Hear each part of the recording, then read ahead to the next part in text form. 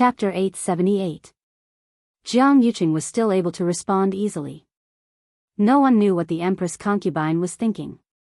But everyone knew that apart from the wedding, the next day was also her ascension ceremony. Perhaps she did this to pick up the Tianling scepter and stand on it in a better posture. Moreover, she had a Tianjing Yuan meridian. Breaking through to rank 9 might be unattainable for ordinary cultivators. But for her, it might be much easier. These words were not without reason. Not long after the Empress concubine was born, she was tested to have a Tianjing Yuan meridian.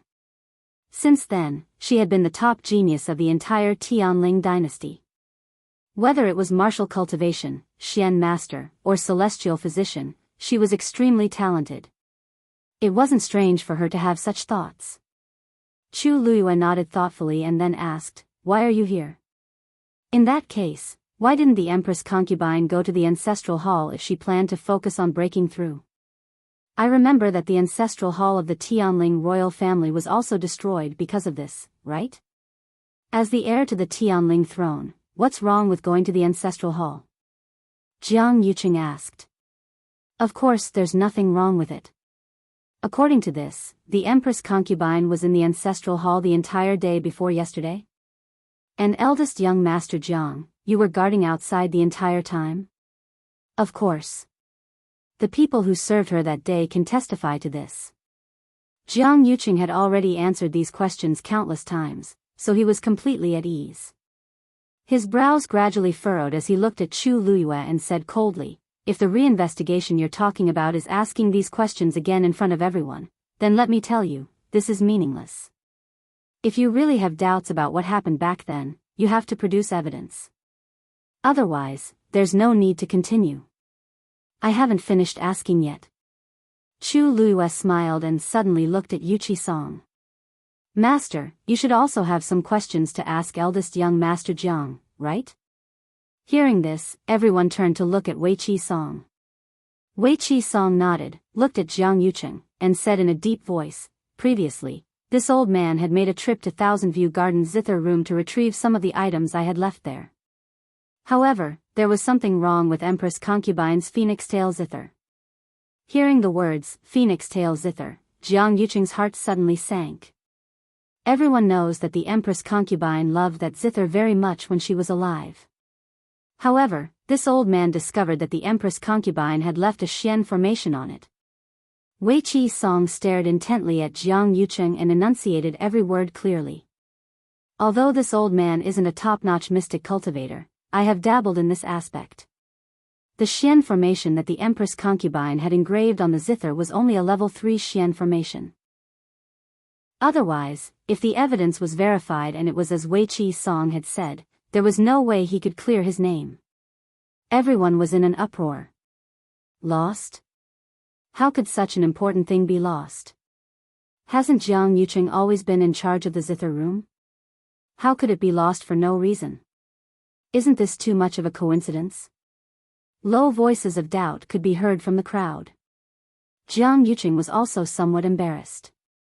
But at this moment, this was undoubtedly the best excuse. It was my incompetence that led to the loss of the phoenix tail zither. I've been sending people to secretly search for it, but there hasn't been any progress. I'm afraid that this lead will be cut off for the time being. Jiang Yuqing looked a little ashamed, but his eyes were very resolute. Without the zither, there's no way to prove whether what Pavilion Master Yuqi said was true or false. Pavilion Master Yuqi, it's not that I don't trust you, but this is a serious matter. Without concrete evidence, I don't dare to say anything. Yuqi Song asked in return. In other words, you'll only admit to my words if we find the phoenix tail zither? Jiang Yuqing paused. Yes.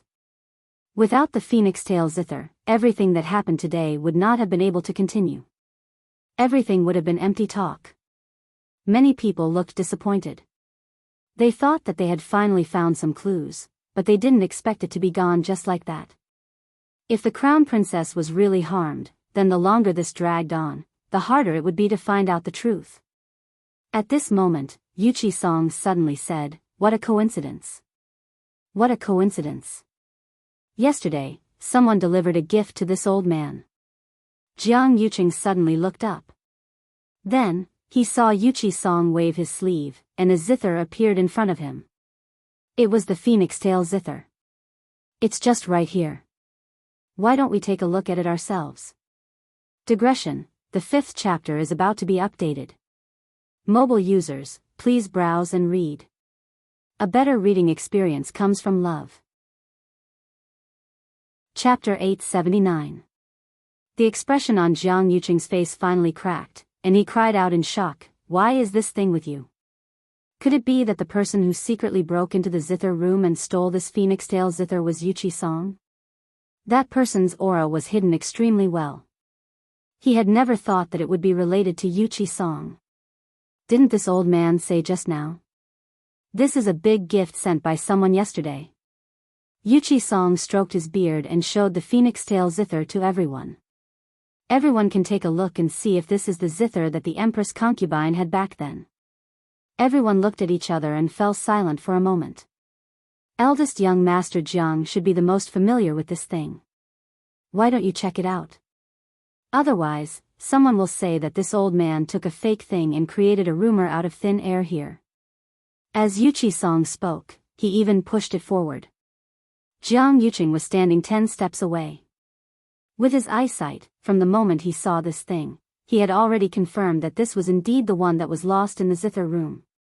However, he really couldn't figure out why this thing would be with Yuqi Song. He said that someone sent it yesterday. Who was that person? Let me take a look. In the quiet and strange atmosphere, a person walked out. It was Yuan Wei. He walked over with a smile.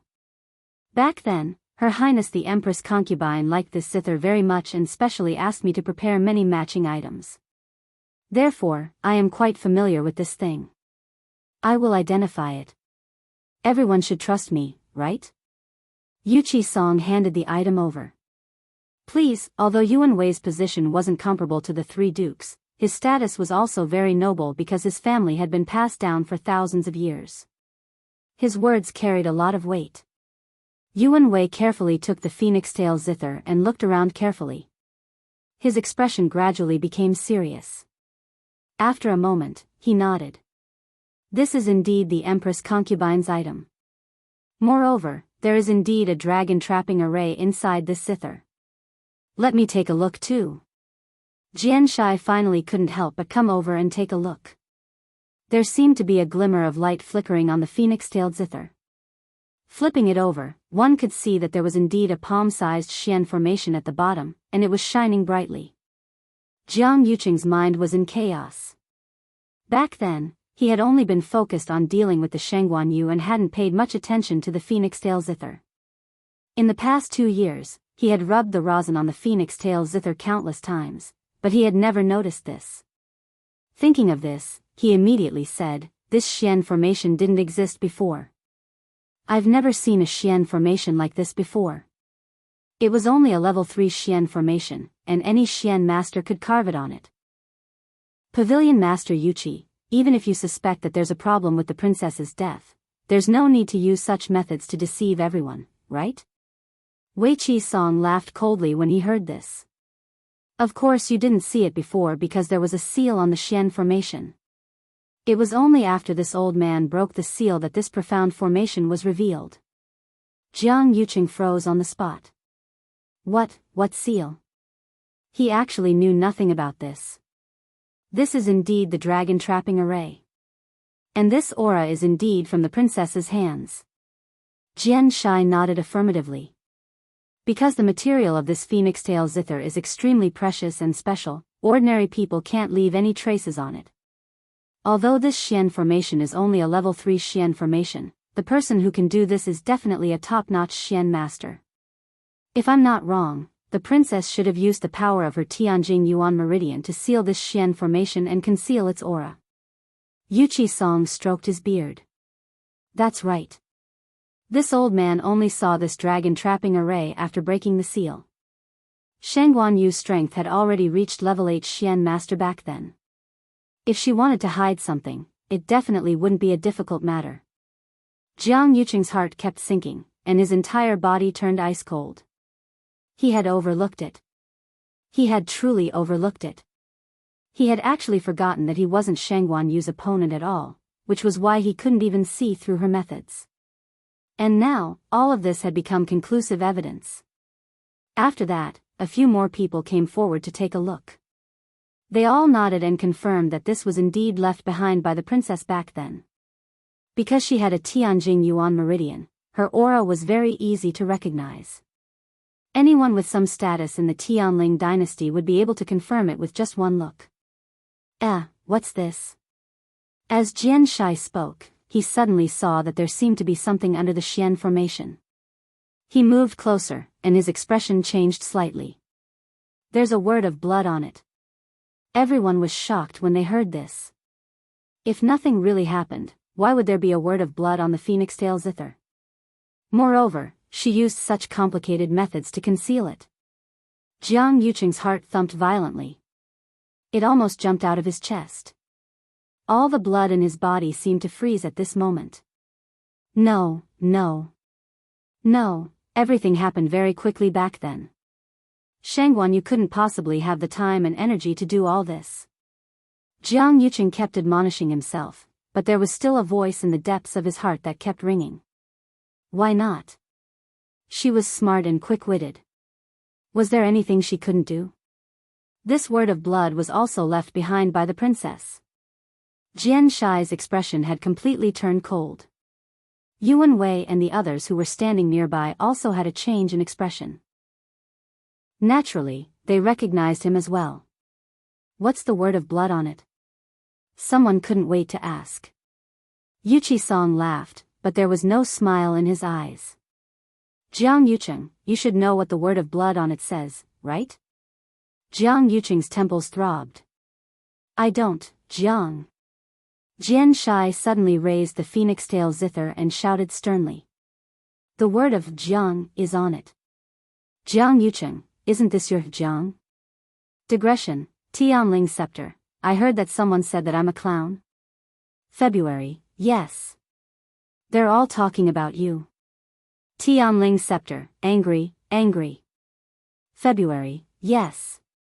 So I won't add more chapters for them. Mobile users, please browse and read. A better reading experience comes from Love Network. Chapter 880. His voice was like thunder as it fell heavily. In an instant, everyone was shocked on the spot.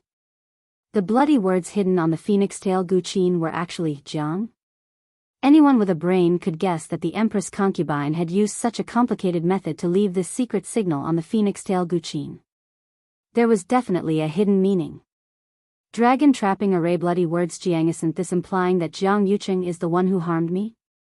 There was dead silence in front of Lang Kuan Hall. Jiang Yuqing's ears were ringing. Jian Shai's stern questioning was like a heavy punch, catching him off guard and completely stupefied on the spot. He thought that everything back then was flawless and that no one would be able to find any clues. But he never expected that Shangguan Yu had actually left a trick up her sleeve. There was actually such a shocking secret hidden on the phoenix tail guqin. Everyone's gazes converged on him. Suspicion, shock, anger, all kinds of gazes enveloped Jiang Yuqing like flames. Even his entire body felt like it was burning up. A sense of crisis that he had never felt before welled up in his heart. Jiang Yuqing had never been as embarrassed as he was now. He tried his best to calm himself down and tried to make his voice sound calm. The word Jiang doesn't mean anything. Not to mention the Tianling dynasty, there are countless people with the surname Jiang in Xiling City alone. Why are you so sure that it's me at first glance? What if this word doesn't refer to my surname, but something else? Jian Shai was so angry that he laughed. Jiang Yuqing, don't play dumb here. There are many people with the surname Jiang, but I'm afraid there aren't many who can be remembered by the Empress concubine, right? If she wasn't forced into a desperate situation, the Empress concubine definitely wouldn't have left such a hint. In other words, it's very likely that something happened to her in the zither room. And you, aren't you the one who usually accompanies her in the zither room? Do you really not know anything about this? Jiang Yuqing's eyes flickered. Mountain Lord Jian's words aren't without reason. But this matter indeed has nothing to do with me. Back then, the Empress concubine and I were in love, and we were about to get married. What reason do I have to harm her? You'll have to ask yourself. Wei Qi-song suddenly interjected, his voice flat and indifferent. Didn't you also get together with the third princess in less than 2 years after the Empress concubine left? You even got married? Well said. As soon as Yu Qi-song finished speaking, another powerful voice came from the other side. It was none other than Meng Jingji, who had been extremely dissatisfied with this marriage from the very beginning. Even if I don't ask you to be the Empress concubine and never marry again, you should at least show some sincerity, right? In the end, right after you finished the princess funeral, you were together with the third princess. You still have the face to say that you were in love? Heh, if this was the Western frontier, someone like you wouldn't be considered a man. Even women wouldn't take a fancy to you. Jiang Yuqing and Sheng Wanwan were together. Their relationship was fake, but their identity was real. If Sheng Wanwan didn't have such a status, why would Jiang Yuqing even spare her a glance? Although Meng Jingji was stationed at the Western frontier all year round and didn't return to the Western tomb often, this didn't mean that he knew nothing about the Western tomb. He was a military general, but he also had good eyesight. Otherwise, he wouldn't have been able to sit in this position for dozens of years. Back then, even Mu Qinghe couldn't replace him when she led troops to quell the rebellion in the Great Desolate Swamp. This person's ability could be seen at a glance. Jiang Yuqing's face instantly darkened. Sheng Wanwan was still shocked and worried about the phoenix tail zither, but in the next moment, she heard that she was also being scolded. She was so angry that her face turned white. But when she glanced at Meng Jingji, she forcefully swallowed back those unpleasant words. This person was a tough nut to crack. Today's troubles were already enough.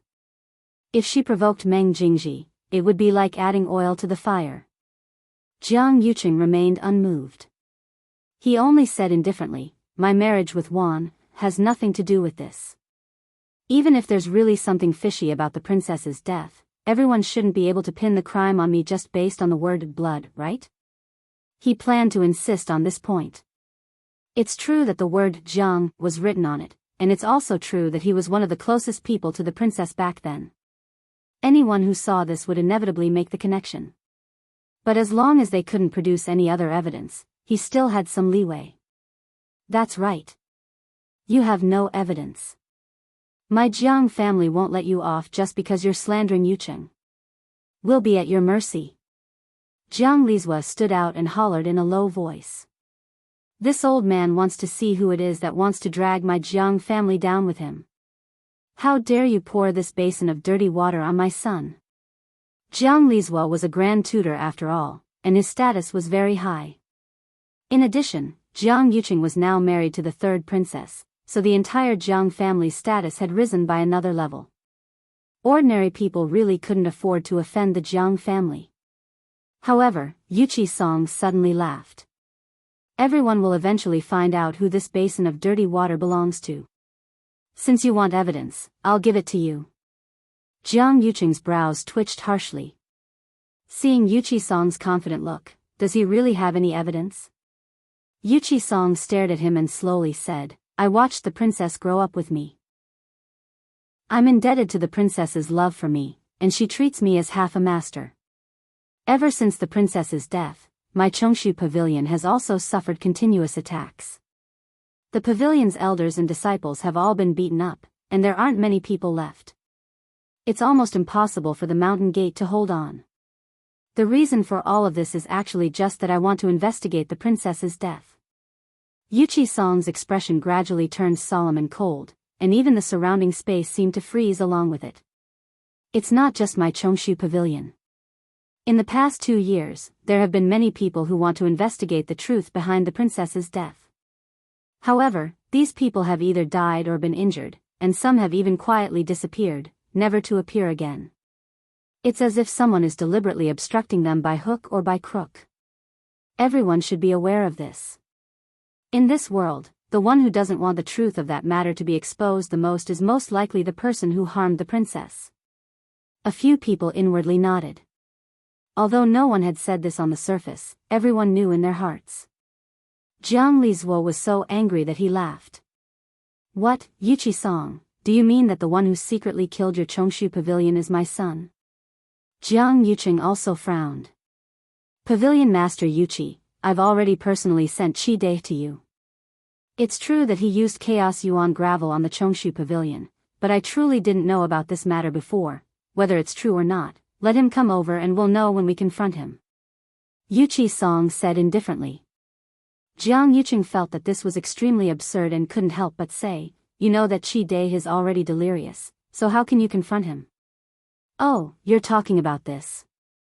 Yuchi Song suddenly laughed. This old man has already cured him. A better reading experience came from the Love Network. Chapter 881. Qi Dai, you say it yourself. Yuchi Song ignored the shock on Jiang Yuqing and the others' faces and suddenly turned around to wave at someone. It was a young man who looked to be in his 20s. He had been standing behind Yuchi Song and the others, so everyone subconsciously thought that he was a disciple of the Chongshu Pavilion and didn't pay him any attention. After hearing Yuchi Song's words, he walked forward and rubbed his lower jaw for a while before taking off a thin mask. Under the mask, the person's cheeks were thin and his face was haggard, as if he had just recovered from a serious illness. His left ear was gone, and there was only a scar the size of a bowl. It was a ghastly sight. It was Qi Dai. Jiang Yuqing looked at Qi Dai, who should have died in the Chongshu Pavilion, and his hands were already tightly clenched in his sleeves. He didn't die. He actually didn't die. Most importantly, the pair of muddy eyes had actually regained their clarity at this moment. Apart from looking a little weak, he was no different from an ordinary person. Qi Dai raised his head to look at Jiang Yuqing, and his emotions suddenly became intense. His eyes were filled with anger and resentment. His entire body trembled, and he wanted nothing more than to immediately charge forward and chop Jiang Yuqing into 8 pieces. However, his chest was surging with anger, and he couldn't say a single word. He could only let out a hoarse whimper that was difficult to understand. His throat has been drugged, and he can't speak anymore. Yuchi Song looked indifferently at Jiang Yuqing. I wonder what the person who drugged him was worried that he would say. Yuan Wei glanced at the situation, and his eyes moved slightly. Pavilion Master Yuchi, this Qi Dai it's a long story. Then, Yuchi Song gave a simple account of finding the Mest Yuan gravel and finding the person who had secretly tried to kill them. Mest Yuan gravel can only be found in Nanjiang, and not many people in the entire Tianling dynasty have been to Nanjiang. Coincidentally, eldest young Master Jiang brought people there not long after the Empress concubine's death. This old man then asked him to help investigate. After a long time, he sent Qi Dai over, saying that he was the one who did it. At that time, Qi Dai had been tortured and beaten. He was unconscious and could not answer any questions. Even if this old man wanted to ask more, it would be impossible. Jiang Yuqing said coldly. Pavilion Master Wei Qi, are you doubting me? Qi Dai's body has traces of the mixed Yuan gravel's backlash. You clearly saw it that day. Why are you not going to admit it now? Wei Qi Song, however, merely smiled. Qi Dai, raise your arm for everyone to see. Qi Dai did as he was told and rolled up his sleeves, revealing his forearms. On the inside of his forearm, there was a red line that extended from his palm upwards. Is this the evidence of the Mest Yuan gravel's backlash? Jian Shai was shocked when he saw it. He immediately moved closer to take a closer look. There were very few people in the entire Tianling dynasty who could recognize this. Otherwise, Yuchi Song and the others would not have taken so long to figure out this matter. That's right. This is indeed the evidence of the Mest Yuan gravel in his body, but the backlash. Jiang Yuqing heaved a sigh of relief in his heart. Since Pavilion Master Wei Qi also said so, then where did this suspicion come from? Yuchi Song pointed at Qi Dai. Naturally, it's because the Mest Yuan gravel in Qi Dai's body backfired much later than when we discovered the Mest Yuan gravel. To be honest, the matter of the messed yuan gravel was discovered on the day Lu Yu and Wanzhou officially entered my Chongshu pavilion. Wanzhou grew up in Nanjiang, so it was him who recognized this thing. In the following 2 days, we thought of a way to clean up all the messed yuan gravel on Qinyuan Mountain. Logically speaking, the person who did this should have suffered the backlash at that time. However, all the injuries on Qi Dai's body were added within this month. With every sentence Yuqi Song said, Jiang Yuqing's heart sank an inch. Apart from me, there are also many celestial physicians with superb strength present. If you don't believe me, you can come forward and check for yourself. Qi Dai's injuries clearly appeared after I went to ask Jiang Yuqing for help. As soon as Yuqi Song finished speaking, everyone quieted down and looked at Jiang Yuqing strangely. At this point, even a fool could tell that there was a problem. If Jiang Yuqing didn't do this because he had a guilty conscience, then why?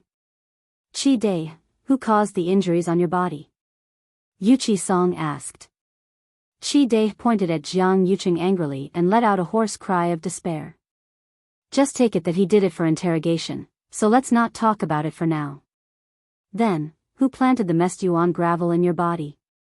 Qi Dai still pointed at Jiang Yuqing, his finger trembling slightly because of resentment and anger. Jiang Yuqing stared at him. Qi Dai, you and I are master and servant. I've never done anything to let you down. Why are you slandering me like this? Whether it's slander or not, everyone can see it clearly. I heard that you gathered all the subordinates who had gone to Nanjiang together and interrogated them one by one. After that, most of them went back. Only Qi Dai went missing. The next time he appeared, it was you who sent him to my Chongshu pavilion. Wasn't it easy to do something during such a long time? Thinking about it, he should have been poisoned by the messed yuan gravel at that time. Yuqi Song said slowly, but every word was like a heavy stone that smashed fiercely into Jiang Yuqing's heart. Do you have any explanation for all this? Everyone looked at Jiang Yuqing, waiting for his answer. In fact, even if he didn't say anything, everyone already had their own guesses in their hearts.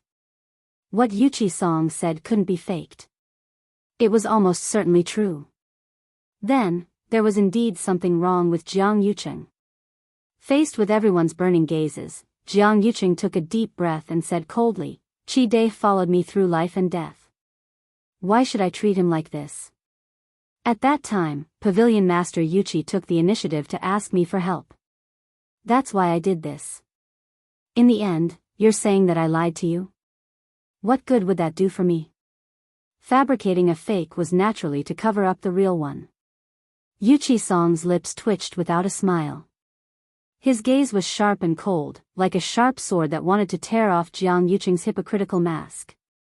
If eldest young Master Jiang doesn't mind, can you show your arm for everyone to see?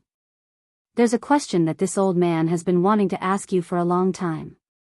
Your arm was injured not earlier or later, but on the day we cleaned up the messed yuan gravel and caused the person who secretly poisoned you to suffer a backlash? Jiang Yuqing, can you answer these questions one by one? Asked Jiang Yuqing. A better reading experience came from Love Network. Chapter 882. Yuqi Song pressed on, his series of questions almost suffocating Jiang Yuqing. He originally thought that Qi Dai would die soon after arriving at Chongshu Pavilion. Even if he didn't die, the people at Chongshu Pavilion would kill him out of hatred. Even if Yuqi Song and the others had doubts, they wouldn't be able to stir up any more waves. This matter would be closed. But he never expected that not only did Yuqi Song and the others fail to kill Qi Dai, they even tried their best to save him. No matter how he thought about it, he actually left himself a huge problem. Jiang Yuqing was filled with regret. If he had known this would happen, he wouldn't have made such an unnecessary move. Even if Yuqi Song and the others kept suspecting him, they wouldn't be able to find any evidence. It would be a waste of effort. If he had thought more at that time, he wouldn't have fallen into such a trap. Now, the timing of Qi Dai's backlash from the chaos yuan gravel didn't match up. Instead, it became the best evidence for them to refute him. Jiang Yuqing understood that if he couldn't give a reasonable explanation for this matter, then from now on, he would have to bear this stigma. Pavilion Master Wei Qi, I really don't know what's going on. Qi Dai used to be my subordinate, but after returning from Nanjiang, I dismissed them all. If it weren't for helping you this time, I wouldn't have gone to look for them at all. For such a long time, no one knows what they've been doing, or who they've been following. Maybe they've already changed masters and are targeting me. Jiang Yuqing gritted his teeth and only said that he had nothing to do with this matter. There's one thing that many people might still remember. Previously, I was ambushed in my residence and was injured. Because of this, I sent people to track down that person's whereabouts. And the person I was looking for at that time was actually Qi Dai's good friend. To be honest, that person's name is Xiao Mu. He and Qi Dai are good brothers who have gone through fire and water together. After being dismissed, the two of them didn't have any other relatives, so they became neighbors. They took care of each other and had a very good relationship. Since Xiao Mu was able to assassinate me, who knows if Qi Dai did not have the same goal. Although Jiang Yuqing's explanation was somewhat weak, it was not completely unconvincing. After all, the news of him being assassinated in the Jiang mansion had spread like wildfire among the aristocratic families. To say that he was putting on a show was a bit too much. During this period of time, Qi Dai has indeed been detained by me. However, in the beginning, I only detained him because I wanted to investigate Xiao Mu. Who would have thought that he would later discover that he had actually suffered a backlash from the Chaos Yuan gravel? I thought that he was the person Pavilion Master Wei Qi was looking for. After interrogating him, I sent him away. As for the rest, I really don't know. Jiang Yuqing cupped his hands at Yuqi Song. Speaking of which, I was negligent in this matter. I hope Pavilion Master Wei Qi won't blame me. But these things really have nothing to do with me. Back then, experts were as numerous as clouds in the Chongshu Pavilion. How could I have the ability to kill most of the cultivators in the Chongshu Pavilion in a single night? Pavilion Master Wei Qi, you think too highly of me. Hearing Jiang Yuqing's words, everyone's expressions were different. Many people's eyes were wavering. Chu Luiyue couldn't help but sneer as she listened from the side. Jiang Yuqing's mouth was as eloquent as always. He could make black sound white and wrong sound right. Just now, Yuqi Song had clearly laid out the evidence. It was almost irrefutable. He was actually able to rely on his glib tongue to earn a place for himself. She had really underestimated him. Eldest young Master Jiang. Chu Luiyue suddenly spoke. According to what you said, the Zhejiang character on the phoenix-tailed zither has nothing to do with you. This Chaos Yuan gravel also has nothing to do with you, right? Jiang Yuqing's expression was indifferent, as if he was very frank. Yes. Back then, I was about to marry the Empress concubine. Why would I do these things and painstakingly scheme to harm her? Everyone looked at each other. Actually, this was also the most strange thing about them. Jiang Yuqing's status back then was definitely higher than the Empress concubine's. This marriage only had benefits for him, no harm at all. But any normal person wouldn't personally ruin their own future and happiness, right? One had to know that back then, many young talents wanted this opportunity, but they didn't succeed. Because of his engagement with the Empress concubine, Jiang Yuqing had been envied by many of Xiling City's aristocratic families for a very long time. Back then, he really seemed to have been very attentive to the Empress concubine. There was really no reason for him to do this. No matter what he wanted, as long as he married the Empress concubine smoothly, wouldn't it be logical? Why did he have to go through so much trouble, killing the Empress concubine and eliminating the weeds by the roots? And in the end, it was just a big wedding with the third Princess Shangguanwan. Compared to the Empress concubine, it was even worse. Chu Luiyue nodded thoughtfully, as if she was also moved by his words. That's true. I heard that the Empress concubine treated you well back then, and you also won the Empress concubine's favor with great difficulty. Originally, everything was fine, so you really had no reason to betray her, right?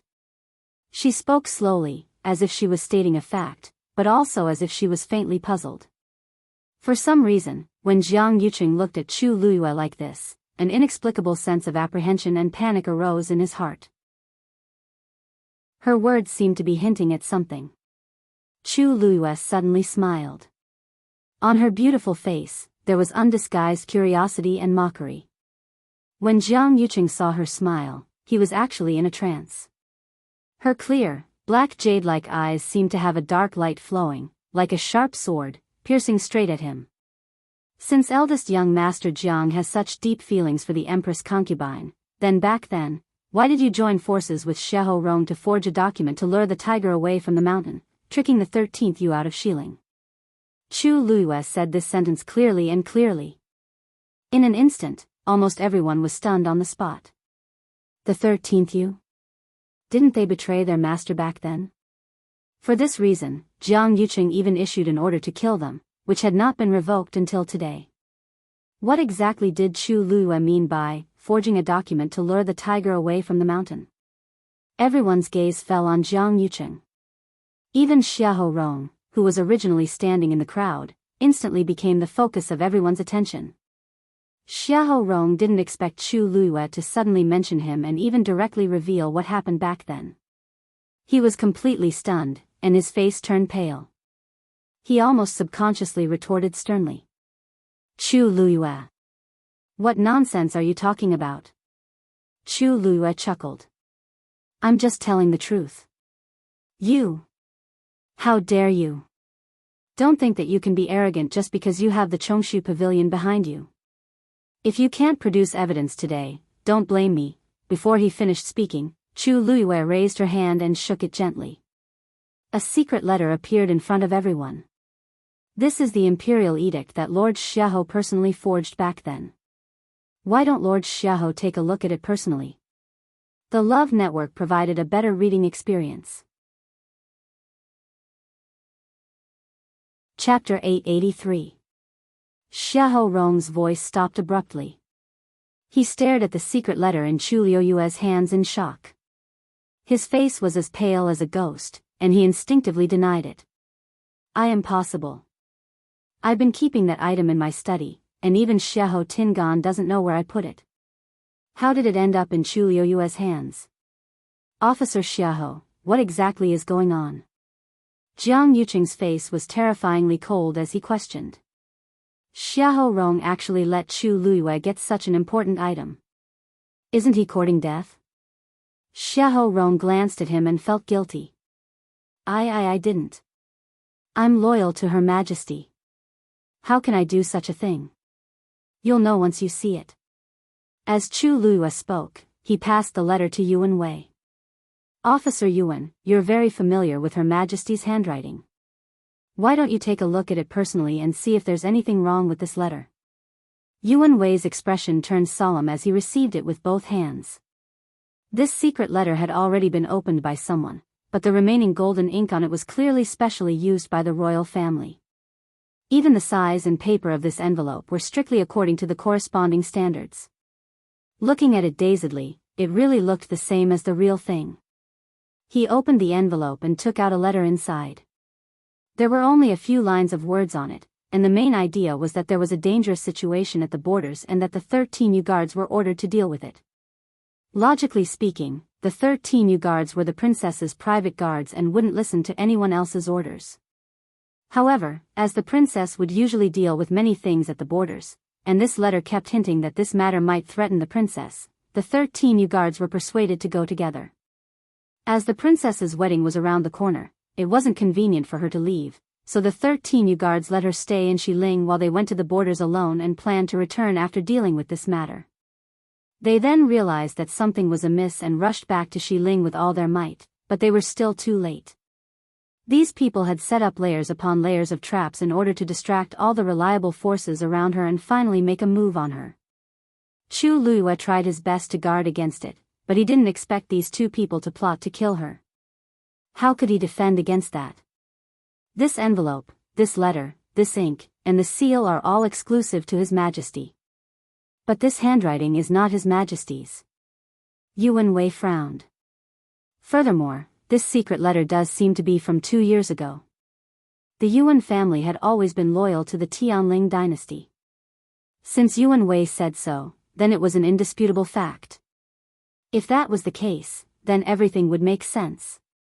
Back then, someone had first forged such a letter and transferred the 13 Yu guards out of Xiling.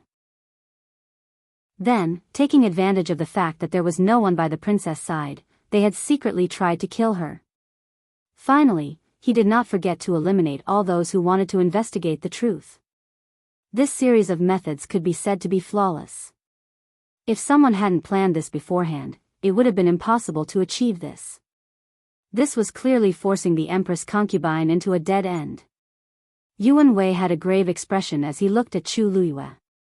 "Miss Chu, may I ask if this letter was really found in the Xiahou residence?" Chu Luiyue said with a smile. "Of course. In this world, there aren't many people who can forge such a genuine secret letter from His Majesty, right? Other than the handwriting, everything else is real." It was obvious that this was something that only a person who was deeply trusted by His Majesty could do. No matter how one thought about it, Xiahou Rong was one of the 3 Grand Tutors. He usually assisted His Majesty and had the most interactions with His Majesty. He was also the most convenient and easiest to do this. This time, even the surrounding officials' expressions changed as they looked at Xiahou Rong. Forging an imperial edict was a capital offense. If the situation was serious, it was very likely to implicate the 3 families. Was Xiahou Rong crazy? He actually dared to do such a thing. "Lord Xiahou, don't you plan to explain?" The gentle smile on Yuan Wei's face had disappeared and was replaced by a cold expression. The Yuan family had never participated in the struggle for power in the imperial court. But if it involved His Majesty, then this matter was much more serious. They had to investigate to the end. Xiahou Rong made up his mind and intended to deny it. "Chu Luiyue, you said that this was found in my Xiahou residence. Do you have evidence? Who knows if it was done by someone else? You're using it to frame me. I, Xiahou Rong, am loyal and devoted to His Majesty. I have never done anything to betray His Majesty." Chu Luiyue narrowed his eyes. "Since Lord Xiahou is so determined, do you dare to swear? If you really did something to betray His Majesty, then the entire Xiahou family will be completely destroyed." Xiahou Rong choked, but he still braced himself and said, I have a clear conscience. Why wouldn't I dare? If I really betrayed His Majesty, then let me die without a burial place." Chu Luiyue crossed his arms and touched his chin. "You haven't finished yet. Isn't there still the entire family?" Xiahou Rong's eyes twitched fiercely. "Chu Luiyue. Don't go overboard." "I'm going overboard? I'm trying my best to prove your innocence." Chu Luiyue widened his eyes slightly. "Didn't you say yourself that your loyalty to His Majesty can be witnessed by heaven and earth? Why don't you dare to continue?" Xiahou Rong was in a dilemma. If he didn't say it, Chu Luiyue and the others would definitely not let it go, and he would appear to be very guilty. But if he said it, there's a God watching over us. "Lord Xiahou, if you are upright, what can't you say?" Chu Luiyue said lightly, but every word was like an extremely sharp knife, forcing Xiahou Rong to a dead end bit by bit. No one in the surroundings spoke, but every gaze seemed to have materialized and landed on his body, forming an invisible pressure that made it difficult for him to breathe. Jiang Yuqing said coldly, "Lord Xiahou, you have a clear conscience. Why can't you swear?" If Xiahou Rong really tore a hole in him, the consequences would be unimaginable. Xiahou Rong gritted his teeth. "I, Xiahou Rong, swear. If I really did something wrong to His Majesty, I'll let everyone in my Xiahou residence die a horrible death." Clap. Clap. Clap. In the dead silence, the sound of applause suddenly sounded from not far away. Clap after clap, extremely rhythmic. At the same time, a deep middle-aged man's voice followed. "Lord Xiahou, well said." Hearing this voice, Xiahou Rong's face changed dramatically. Even Jiang Yucheng, Shang Guanwan, and the others suddenly opened their eyes wide and looked back. They saw a person in a bright yellow dragon robe slowly walking out of Lankuan Hall. Perhaps because he was bedridden all year round, his figure was a lot thinner, but his frame was tall and his shoulders were straight. Standing there, he still had a noble aura around him. It was the current emperor of the Tianling dynasty, Shengguanyu. Digression, it's about 12:30 p.m., a little late. Mobile users, please browse for a better reading experience from the AI network. Chapter 884. A stone stirred up 1,000 ripples. If all the previous disputes were surging undercurrents, then the appearance of Shengguanyu completely set off stormy waves in everyone's hearts. Everyone in the Tianling dynasty knew that the current emperor was seriously ill and in a coma, and had not woken up for 2 years. Many people even guessed that he might never wake up.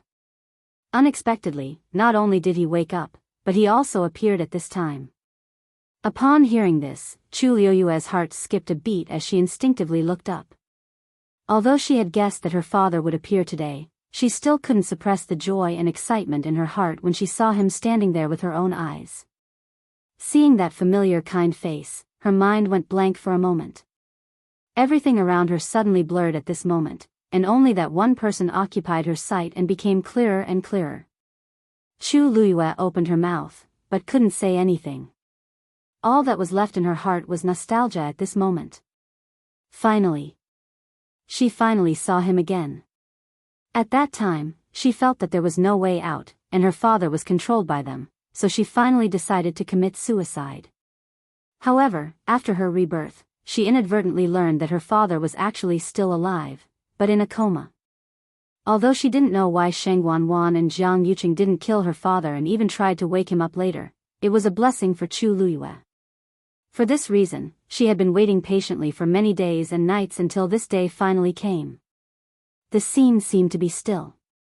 Even Yuqi Song and others didn't expect Shengguanyu's sudden appearance, and they all stood there in shock. Xiahou Rong reacted the fastest. Maybe it was because he had made a vow before, or because he was called out, but he was the first to realize what had happened.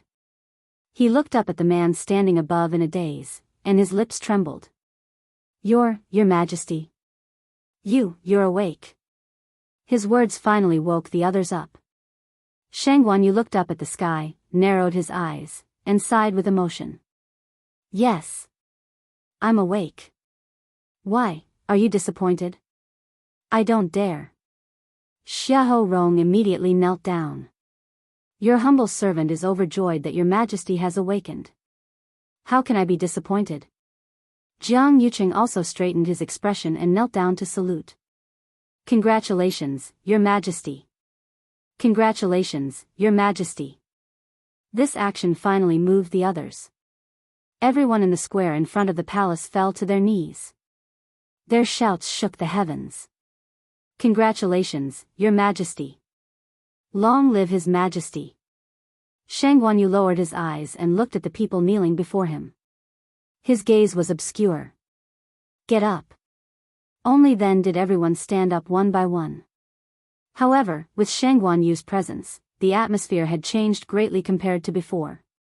Most people chose to keep quiet, afraid that they would say or do something wrong and bring trouble to themselves. However, anyone with a brain would have reacted at this moment. How was today a wedding and coronation? This was clearly a trap set up by someone. They were just waiting for a good show to begin. On the surface, everything seemed calm and tranquil, but in reality, the undercurrent was already surging. Jiang Yuqing glanced at Shengguan and reminded her, His Majesty has woken up. Now your previous efforts are not in vain. Shengguan was stunned and quickly realized something. Her expression changed, and her eyes turned red instantly. Father, she quickly ran forward, and 2 lines of tears flowed down. It seemed that she was crying tears of joy. Greets father. Father, it's great that you're awake. As she spoke, she touched her face. Guing murmured in self-pity, seeing father safe and sound, Er's injury is worth it. Shengguanyu glanced at her quietly, but there was no heartache on his face. It seemed that he was indifferent. Immediately, he asked faintly, look at this scene. Are you going to ascend the throne? Shengguan's crying suddenly disappeared as if it had been forcibly cut off by someone. A trace of panic flashed across her face. She didn't even have time to wipe her tears and hurriedly said, "No, no. Because you haven't woken up, so, as an emperor, what he feared the most was that someone coveted his position." Shang Wanwan had obviously violated the taboo. Speaking of which, the Tianling dynasty couldn't always be without a leader, and it was reasonable for her to ascend the throne. But in front of Shang Wanyu, these words didn't sound right. After all, he wasn't dead yet. Especially now that he had woken up. When did you wake up?" "I didn't know. I've neglected my duty." Shang Wanwan tried to salvage the situation for herself. However, this trick obviously didn't work on Shang Wanyu. "It's all thanks to Master's was meticulous care that I could wake up so smoothly." Shang Wanwan was stunned. "Master's wa?" At this moment, another person walked out from behind Shang Wanyu. It was Zhua Mingxi. Everyone was stunned for a moment. There was another Zhua Mingxi beside Shang Wanwan. How could there be two of them? Who are you?" Shang Wanwan's expression changed, and she shouted harshly. The Zhua Mingxi, standing on top of the stairs, suddenly chuckled. "Why are you shouting?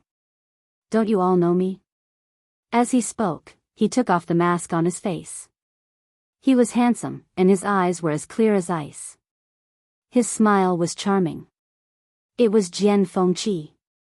The moment Shang Wanwan saw Jian Fengqi, she felt as if she had been struck by lightning. Jiang Yuqing suddenly realized something, and a trace of surprise flashed across his eyes. Could it be, standing on the 9th step, Shang Wanyu turned his eyes slightly and looked at Chu Luyue, smiling slightly. "Miss Chu, right? Don't worry, I'll be your witness." Chu Luyue's nose twitched, and tears suddenly gushed out of her eyes. Mobile users, please browse for a better reading experience from Love Network. Chapter 885. Remember, Love Network, in 1 second and provide you with wonderful reading. She lowered her eyes and concealed the emotion of the cigarette butt. When she looked up again, her eyes were as clear and bright as obsidian that had just been soaked in water. She bent her knees and curtsied, moving her lips. "Thank you, Your Majesty."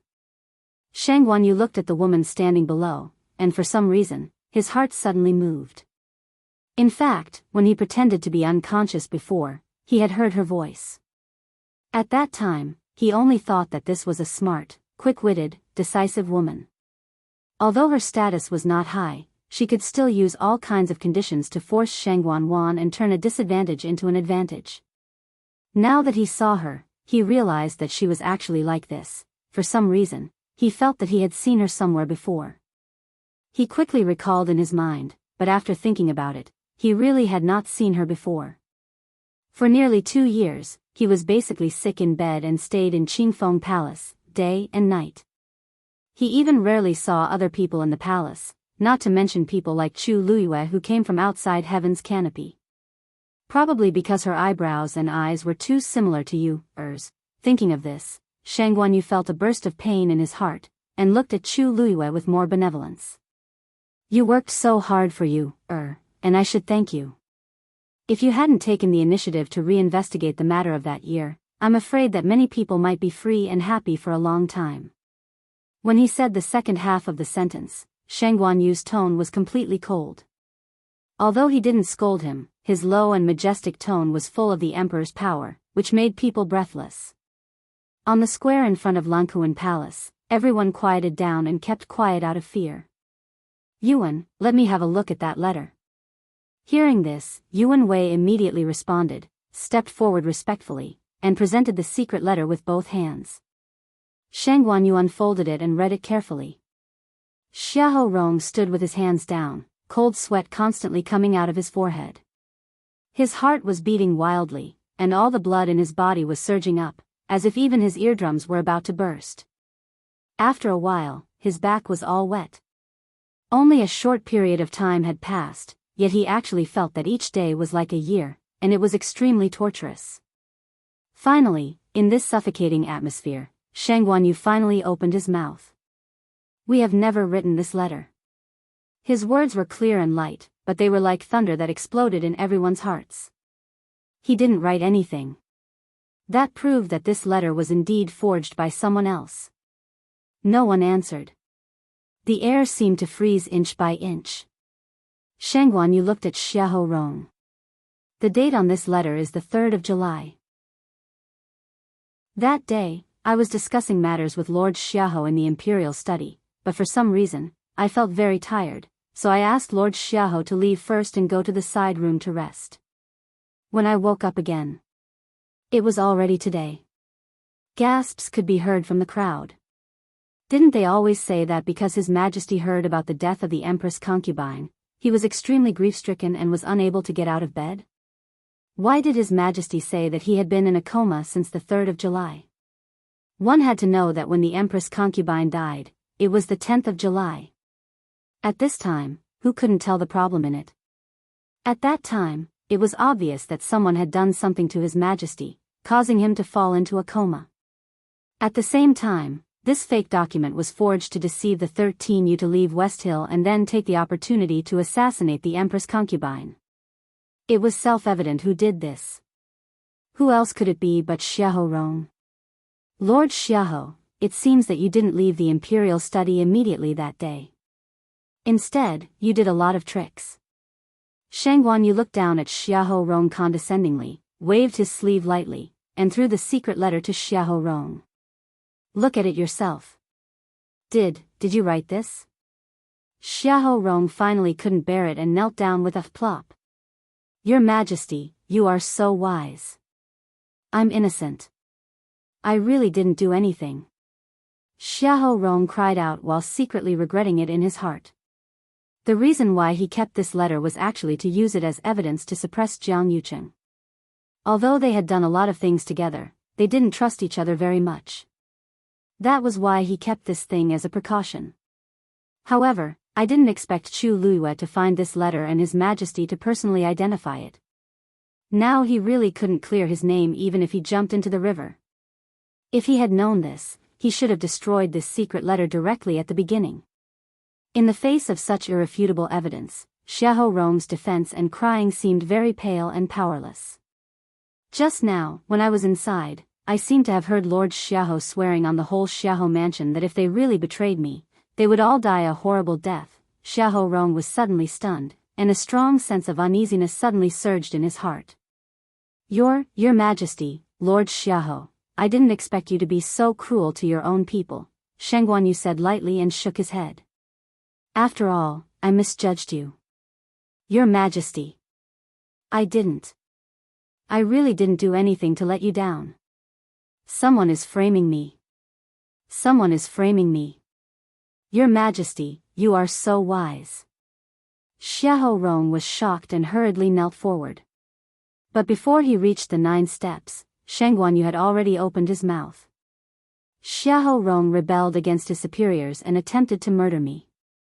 This is the first crime. Faking the secret edict and deceiving his superiors is the second crime. As punishment for these 2 crimes, Xiahou Rong's position as Grand Tutor will be removed and he will be demoted to a slave. He will be beheaded in public at noon tomorrow. In addition, Xiahou Mansion's 3 close relatives will be implicated. The 3 distant relatives, regardless of their gender, will all be sent to the frontier as slaves. They will never be able to return. Each and every word echoed clearly in front of the main hall. Xiahou Rong's movements suddenly paused and he knelt on the ground dejectedly. The last trace of blood on his face faded in an instant. In an instant, all the strength in his body seemed to have been sucked away, and even his breathing became difficult. It's over, it's over. With this sentence, the entire Xiahou family would be completely destroyed. His wives, concubines, his relatives and clansmen. Being sent to the frontier as slaves was more terrible than being beheaded directly. It was really a fate worse than death. Your Majesty. Your Majesty, please have mercy. For the sake of the Xiahou family's 100 years of loyalty, please spare my wives and children. If the Xiahou family was destroyed in his hands, he would become the sinner of the whole family. Shangguan Yu looked at him with deep eyes. Xiahou Rong, you also know that the Xiahou family's 100 years of loyalty was defeated by you. After all, he had only himself to blame for all this. Xiahou Rong sat on the ground, his heart completely cold. Take him away. Shangguan Yu waved his hand. Just when the people next to him were about to step forward, Xiahou Rong suddenly turned back and pointed at Jiang Yuqing fiercely, shouting with a ferocious look, "It's him. He and the third princess forced me to do this." Mobile users, please browse and read. A better reading experience comes from the Love Network. Chapter 886. If you want to die, let's all die together. At this time, Xiahou Rong had obviously gone completely crazy. His Majesty's imperial edict had been issued, and the Xiahou clan would have no chance of turning things around. The entire clan, a total of thousands of people, would all be implicated. And the ones who caused all this were Jiang Yuqing and Shangguan Wan. Since he couldn't live, then, no one would have an easy time. Jiang Yuqing's pupils constricted. He stared coldly at Xiahou Rong. Lord Xiahou, watch your words. Don't drag other innocent people down just because you made a big mistake and implicate the entire clan. Shangguan Wan also panicked and hurriedly refuted. That's right. This matter has nothing to do with me. Xiahou Rong, don't talk nonsense. Innocent people? Spouting nonsense? Xiahou Rong laughed sarcastically. Jiang Yuqing, are you saying that you're innocent now? Weren't you the one who gave me the drug to His Majesty? Now you jump out to say that you're innocent and want to push all the blame to me to get rid of it, in your dreams. Xiahou Rong simply went all out and directly exposed everything. Everyone was shocked on the spot. The amount of information contained in this sentence was too much. The drug to His Majesty was given by Jiang Yuqing? Didn't that mean that Jiang Yuqing was also involved?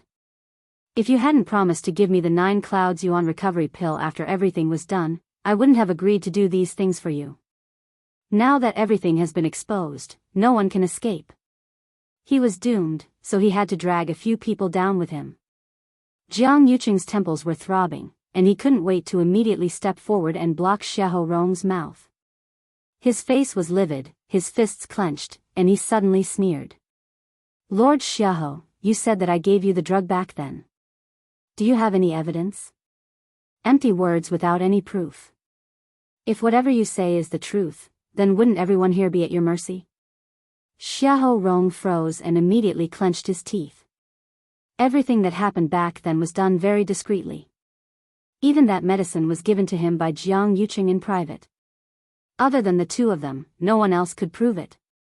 If Jiang Yuqing stubbornly refused to admit it, then it would really be difficult to convict him. Furthermore, my Jiang family is a large Tianling family, and I'm about to marry the princess. What reason do I have to spend so much effort to harm His Majesty first and then the princess? Xiahou Rong gritted his teeth in anger. This Jiang Yuqing was truly treacherous. This wasn't the only thing he had done back then. Now, he had turned hostile and refused to admit it. That 9 Clouds Yuan recovery pill was given to me by you as a reward. You dare to deny it? You have to know that after the Empress concubine's death, her funeral was handled by you and the third princess. Only the two of you can obtain the 9 Heavens Yuan returning pill. Oh, since that's the case, could Lord Xiahou please take out the 9 Clouds Yuan recovery elixir to prove that you're not lying? Jiang Yuqing asked back. Xiahou Rong had just lost this item a few days ago, so it was impossible for him to take it out now. Sure enough, when Xiahou Rong heard this, he immediately choked, and his face turned red. You know that, it seems that Lord Xiahou can't take it out. Jiang Yuqing interrupted him. In that case, please don't make irresponsible remarks again, Lord Xiahou, it's here. Before he could finish speaking, a clear voice suddenly sounded from the side. Jiang Yuqing's heart skipped a beat. He turned his head and saw Chu Lua smiling as she took out a black wooden box. The moment he saw that box, Jiang Yuqing's heart suddenly sank. Wasn't this thing stolen? Why was it here with Chu Luiyue? He recalled that the previous secret letter was also stolen from the Xiaohou residence. Could it be that all these things were done by Chu Luiyue alone? But she was clearly still in the Dahuang swamp some time ago. How could, this should be what you're looking for, right? Chu Luiyue shook the box in her hand and smiled meaningfully. I can prove that this thing was indeed plundered from Lord Xiaohou's study. Because she had already taken out the secret letter earlier, everyone was very convinced by her words. The 9 Clouds Yuan recovery pill was the only 9th grade essence pill left behind by Taizu. It had always been carefully enshrined by the Tianling royal family.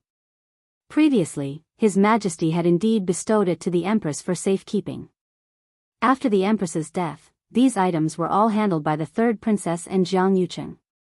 Such an important item like the 9 Clouds Yuan recovery pill actually appeared in Chu Luiyue's hands. Clearly, it had been taken away before. This just happened to confirm Xiahou Rong's previous words. Jiang Yucheng used the 9 Clouds Yuan recovery pill as a reward to help him drug His Majesty and forge a document. Chu Luiyue handed the wooden box to Yuan Wei. Your Majesty, please take a look. Yuan Wei took the item and carefully opened the box. A strong medicinal fragrance instantly spread out. Shang Guanyu's expression changed slightly. This is indeed the 9 Clouds Yuan recovery pill. He looked at Jiang Yucheng. Jiang Yucheng, what else do you have to say? Jiang Yucheng gritted his teeth. Yes. I didn't take good care of it, so this 9 Clouds Yuan recovery pill was stolen. However, what Lord Xiaohou said just now was indeed slander. Your Majesty, please investigate clearly. He was determined to deny it to the end. Xiahou Rong was extremely resentful and began to search in his mind. He wanted to directly kill Jiang Yucheng and Shang Guanwan as well. But after thinking about it, he was shocked to realize that he really couldn't produce any strong evidence. Jiang Yucheng had always been cautious and didn't leave any traces. Every time they discussed things, there was no one else present. Even now that the 9 Clouds Yuan recovery pill had been taken out, he still said that it was his lack of supervision that led to the theft and that he didn't send it out himself. Apart from this mouth, Xiahou Rong couldn't do anything to Jiang Yucheng. He was so angry that his whole body trembled. He pointed at the two and scolded, Good, good, good. You don't want to admit it now, right? Then I'd like to ask, if you didn't do anything to His Majesty, then why did you guard Qingfeng Hall so strictly in the past 2 years and even sent 3 celestial physicians to take care of it in turn? If this isn't a guilty conscience, then what is it? As he said this, he suddenly looked at the crowd and sternly shouted, Let's go. Xiongni Shui. Xia Lang. Do you dare to stand up and tell everyone what's going on with His Majesty's body? Right, and Zhuo Mingxi. The 3 of you have been responsible for taking care of His Majesty from the beginning. Now you can at least say a few words, right? From the moment Shang Guanyu came out, Xiongni Shui and the others had been completely shocked. The 3 of them had indeed taken turns to take care of His Majesty, but they had never seen any signs of His Majesty waking up before. Now that they thought about it, maybe His Majesty had already woken up. Suddenly being pointed at, the faces of the 3 of them became very ugly, and they stammered and couldn't say anything. Jian Fengqi chuckled and said, Since the 3 of you don't want to say anything, why don't I tell everyone? Mobile users, please browse and read.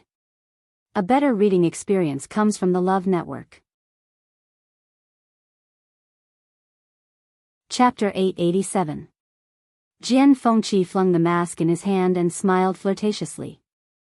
Speaking of which, I've been taking care of His Majesty for a long time. Although I'm using Lord Zhuo Mingxi's name, it's for His Majesty's own good. I believe that everyone here is loyal to His Majesty and won't mind, right? This hat was too big, so no one dared to say no. The fact that he could stand by His Majesty's side and walk out of Lankuan Hall with His Majesty proved that His Majesty trusted him greatly. How could others say anything? Actually, we have to start with the 3rd princess. Jian Fengqi said with a smile. I still remember clearly that when I entered the palace as Lord Zhuo for the first time, I happened to meet the 3rd princess. Does the third princess still remember what you said at that time? Shangguanwan's face turned pale.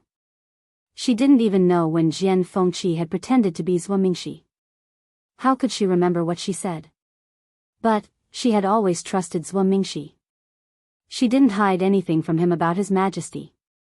At that time, the third princess was very worried about His Majesty, so she asked me to reduce the dosage of medicine and find a way to wake His Majesty up. Jian Fengqi applauded sincerely. Clap. Clap. Clap. The third princess's filial piety can be seen by heaven and earth. In order to wake His Majesty up again, she was even willing to reduce the dosage of medicine for His Majesty. Based on this point alone, no one here can compare to her, right? Jian Fengqi's words were like a sharp sword that directly pierced Shangguanwan's hypocrisy. Her strong and calm expression finally cracked. I didn't, she subconsciously retorted, but her expression was panicked and her footsteps were unsteady. He was right. Shangguanwan finally couldn't hold back. She gritted her teeth and said hatefully to Zhuo Mingxi beside her. Zhuo Mingxi, I trusted you so much. How dare you deceive and betray me? If he hadn't teamed up with Jian Fengqi, this wouldn't have happened. I don't know anything. Zhuo Mingxi wanted to say something, but he felt guilty and didn't know what to say. It was true that he did not know that Jian Fengqi had been secretly using his name to enter the palace, but he was not completely unaware. During this period of time, he occasionally felt that he seemed to have become more sleepy than before, and his mind seemed to have become muddled. Especially when it was his turn to be on duty, this feeling became even more intense. He vaguely felt that something was wrong, but he didn't dare to say anything. He was afraid that if Shangguanwan and the others found out, they would immediately kill him to silence him. But he didn't expect that he still couldn't hide it. And today, things had turned out this way.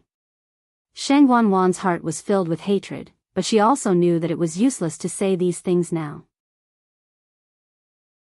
The only way was to get rid of these things as much as possible and prove his innocence. But how could it be that easy? She thought back to when she was in the Clear Wind Palace. She had taken advantage of the fact that her imperial father had not regained consciousness and had said many things without concealing anything.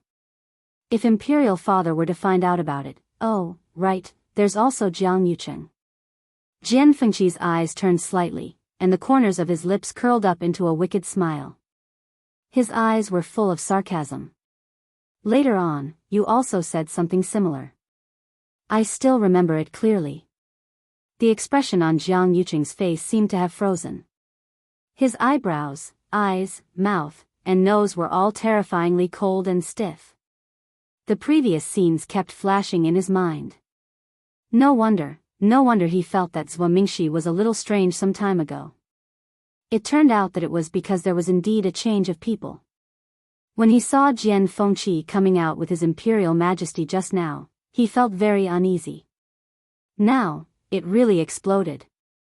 No matter whether Jian Fengqi was telling the truth or not, he and Shangguanwan couldn't deny it. After all, he was standing beside His Imperial Majesty now. What Jian Fengqi said now obviously had His Imperial Majesty's permission, and even, he was representing His Imperial Majesty's position. The number of times this young master has entered the palace is actually not many. But whenever I meet the two of you, I have to talk about the matter of using medicine back then. Wasn't that what Lord Xiaohe was talking about just now? What, you still refuse to admit it? The evidence was already in their faces, but they still refused to admit it. How thick-skinned. Dead silence.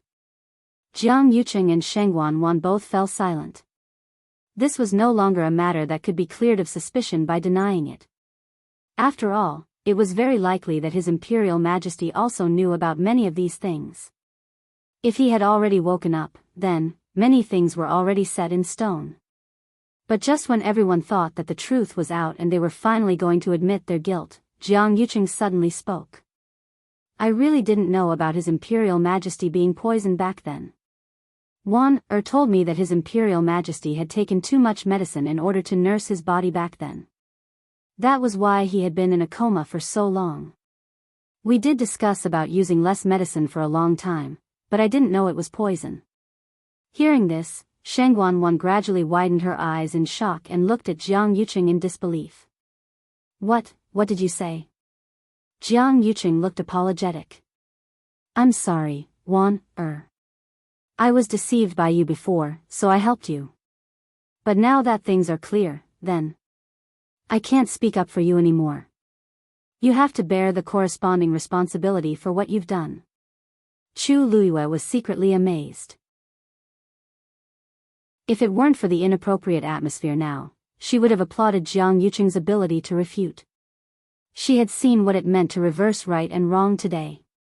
Seeing that the matter had been exposed, he took the initiative to abandon Shangguan and only wanted to protect himself. But then again, this kind of ruthlessness and cruelty was his usual style. How could Shangguan be his opponent? Sure enough, after hearing these words, Shangguan completely exploded after a short period of shock. Jiang Yuqing. What are you talking about? You want to push all the blame onto me now, don't you? Fine. Since you're heartless, don't blame me for being heartless. Shangguan took a step forward, walked to the middle, and said in a sharp voice, what Xiahou Rong said just now was right. Everything was ordered by Jiang Yuqing. He was the one who attacked father and transferred the 13 Yu guards away. He was also the one who secretly sent people to attack the Chongshu pavilion. He was the mastermind of all these things. The veins on Jiang Yuqing's forehead bulged. He lowered his voice and said coldly, Wan, you're confused. But Shangguan didn't care. She had lost all face today and was already emotionally unstable. Coupled with Jian Fengqi and the others' provocation, she couldn't bear it anymore.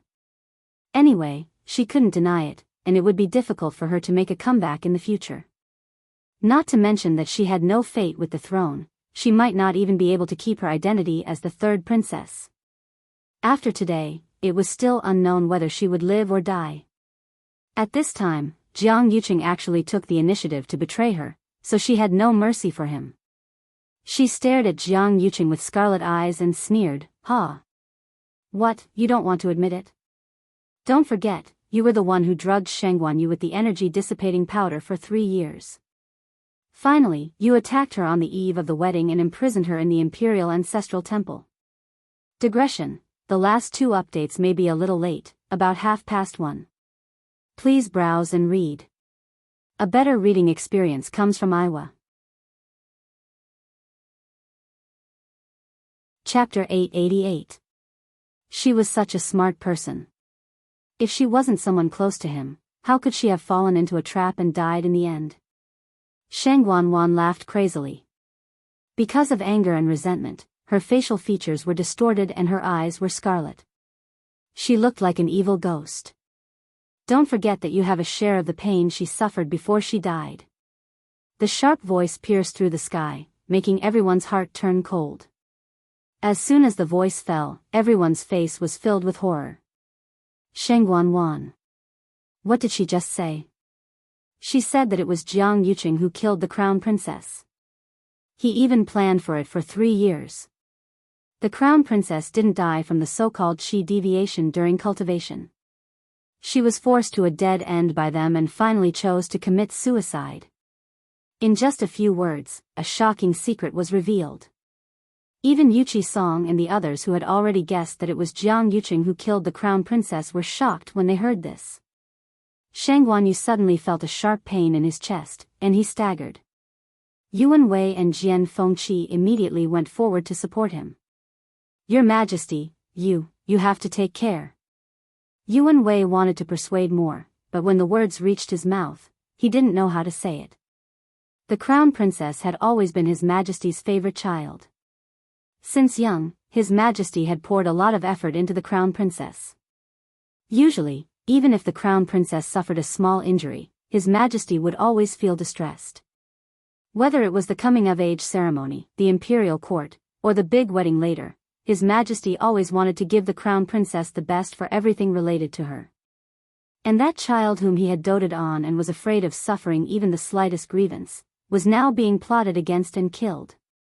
How could he bear it? Jian Fengqi watched from the side, and the smile on his face had already faded. Even when His Majesty knew that it was Sheng Guanwan who killed him, His Majesty didn't show such an expression. It could be seen how big of a blow Sheng Guanyu's death was to him. Your Majesty, Sheng Guanyu waved his hand and slowly broke away from the two's support. However, he seemed to have aged a lot in an instant, and his face seemed to be covered with a layer of gray. He looked at Sheng Guanwan and Jiang Yucheng, suppressing the huge grief and anger in his heart, and asked word by word, I only ask, did she do anything wrong to you? You actually want to harm her like this? When was plotted against His Majesty's death, His Majesty's heart. His Majesty's heart ached. To this day, it was just a matter of a few sentences, but hidden within it was how much pain you had gone through. Burying all the torture she had endured. Even if these people died 10,000 times His Majesty's SSSSSSSSSSS.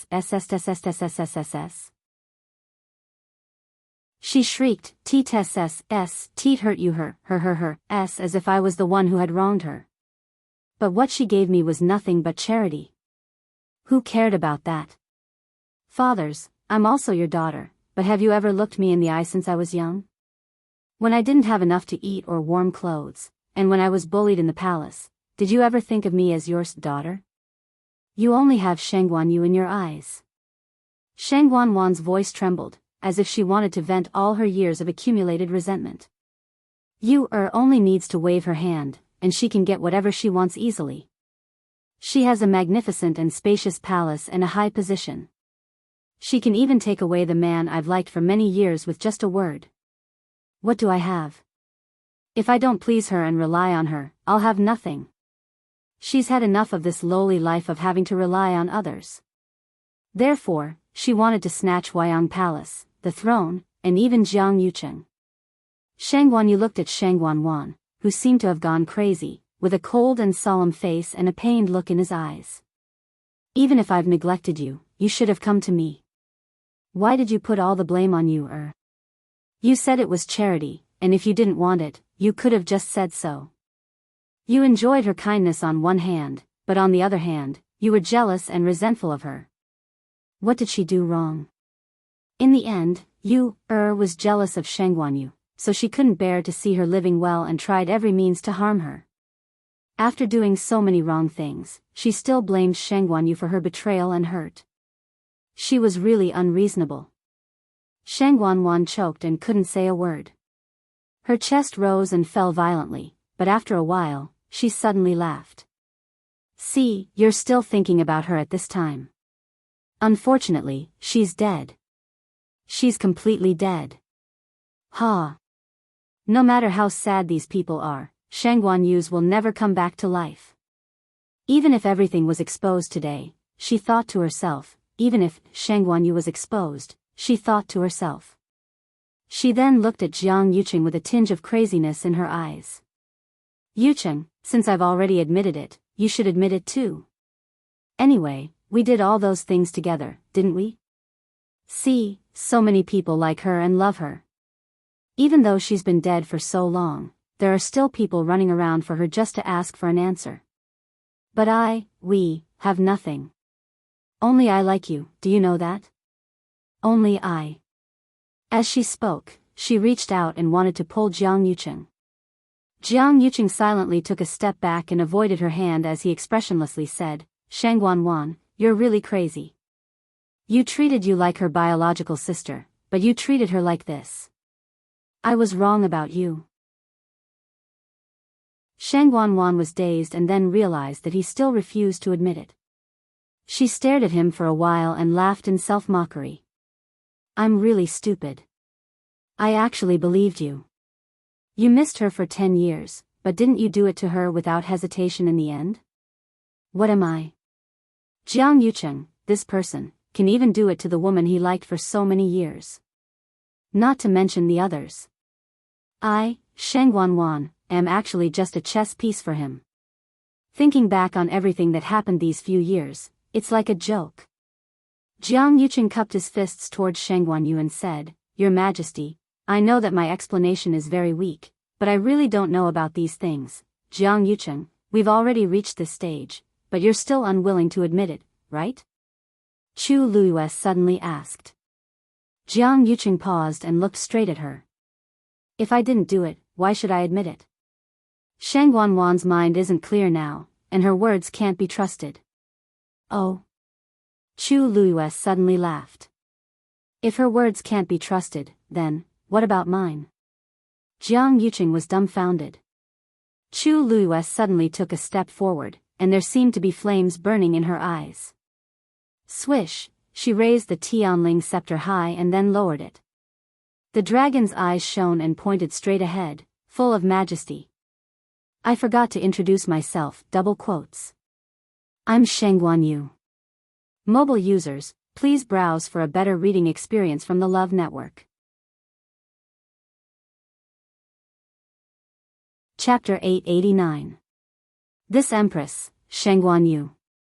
This sentence was clear and powerful. It was just a few words, but it was like a sudden clap of thunder. Too many things had happened today. Explosive news came one after another.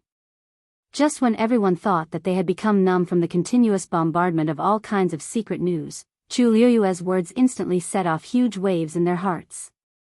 It was like a blow to the head. Everyone was shocked on the spot again. This was even more impactful than the previous ones added together. It wasn't just Jiang Yucheng and the others. Sheng Guanyu, Jian Fengqi, Yuqi Song, everyone who had previously agreed to join forces to deal with Jiang Yucheng and Sheng Guanwan today was also shocked at this moment. No one expected that Chu Luiyue would jump out and say such a thing when things were getting out of hand. There was a frightening silence in the field. At this moment, it seemed like even breathing had become extra redundant.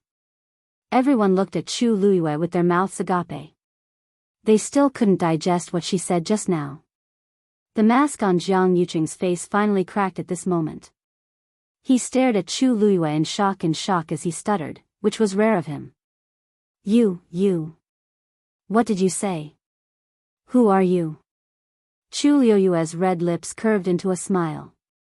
This smile was filled with a myriad of magnificence. It was incomparably noble. In an instant, it was as high as the sun in the clouds and unattainable. In an instant, it was brilliant and dazzling. It carried a noble aura. It made people unconsciously want to submit to her. Everyone's attention was unconsciously attracted by the woman on the field. She was tall and slender. She was dressed in red, and her fine black hair was tied up simply. It was simple and neat to the extreme. She clearly didn't do anything, but the aura on her body had undergone a huge change in an instant. At this moment, she was like a pearl covered in dust that had finally wiped off the layer of dust, blooming with the light that originally belonged to her. The same thought flashed through almost everyone's mind. This is her. This is Chu Luiyue. No, perhaps, it should be Sheng Guanyu. She stood with her back straight, one hand gripping the heavenly writ scepter tightly as she pointed it at Jiang Yucheng. Every word was like the judgment of a saint. Jiang Yucheng, are you very disappointed that this consort didn't die? If you're still unwilling to admit to everything you've done, then today, I'll be the last witness. Who would have thought that things would develop to this point? Princess didn't die. She actually didn't die. The woman who was rumored to have completely disappeared 2 years ago had actually returned. In the blink of an eye, countless thoughts flashed through Jiang Yucheng's mind. No, that's impossible. Back then, he had specially sent people to investigate Chu Luiyue's background, and everything had shown that there was no problem. How did she suddenly become Sheng Guanyu? You're not her. Jiang Yucheng almost immediately denied it. She died 2 years ago. There's absolutely no other possibility. Chu Luiyue, don't play tricks here. Do you know what kind of crime it is to impersonate princess?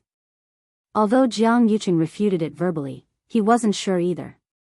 If Chu Luiyue was really Sheng Guanyu, then many things could be explained. That similar eyebrows and expression, that shocking talent and strength, and the heavenly writ scepter.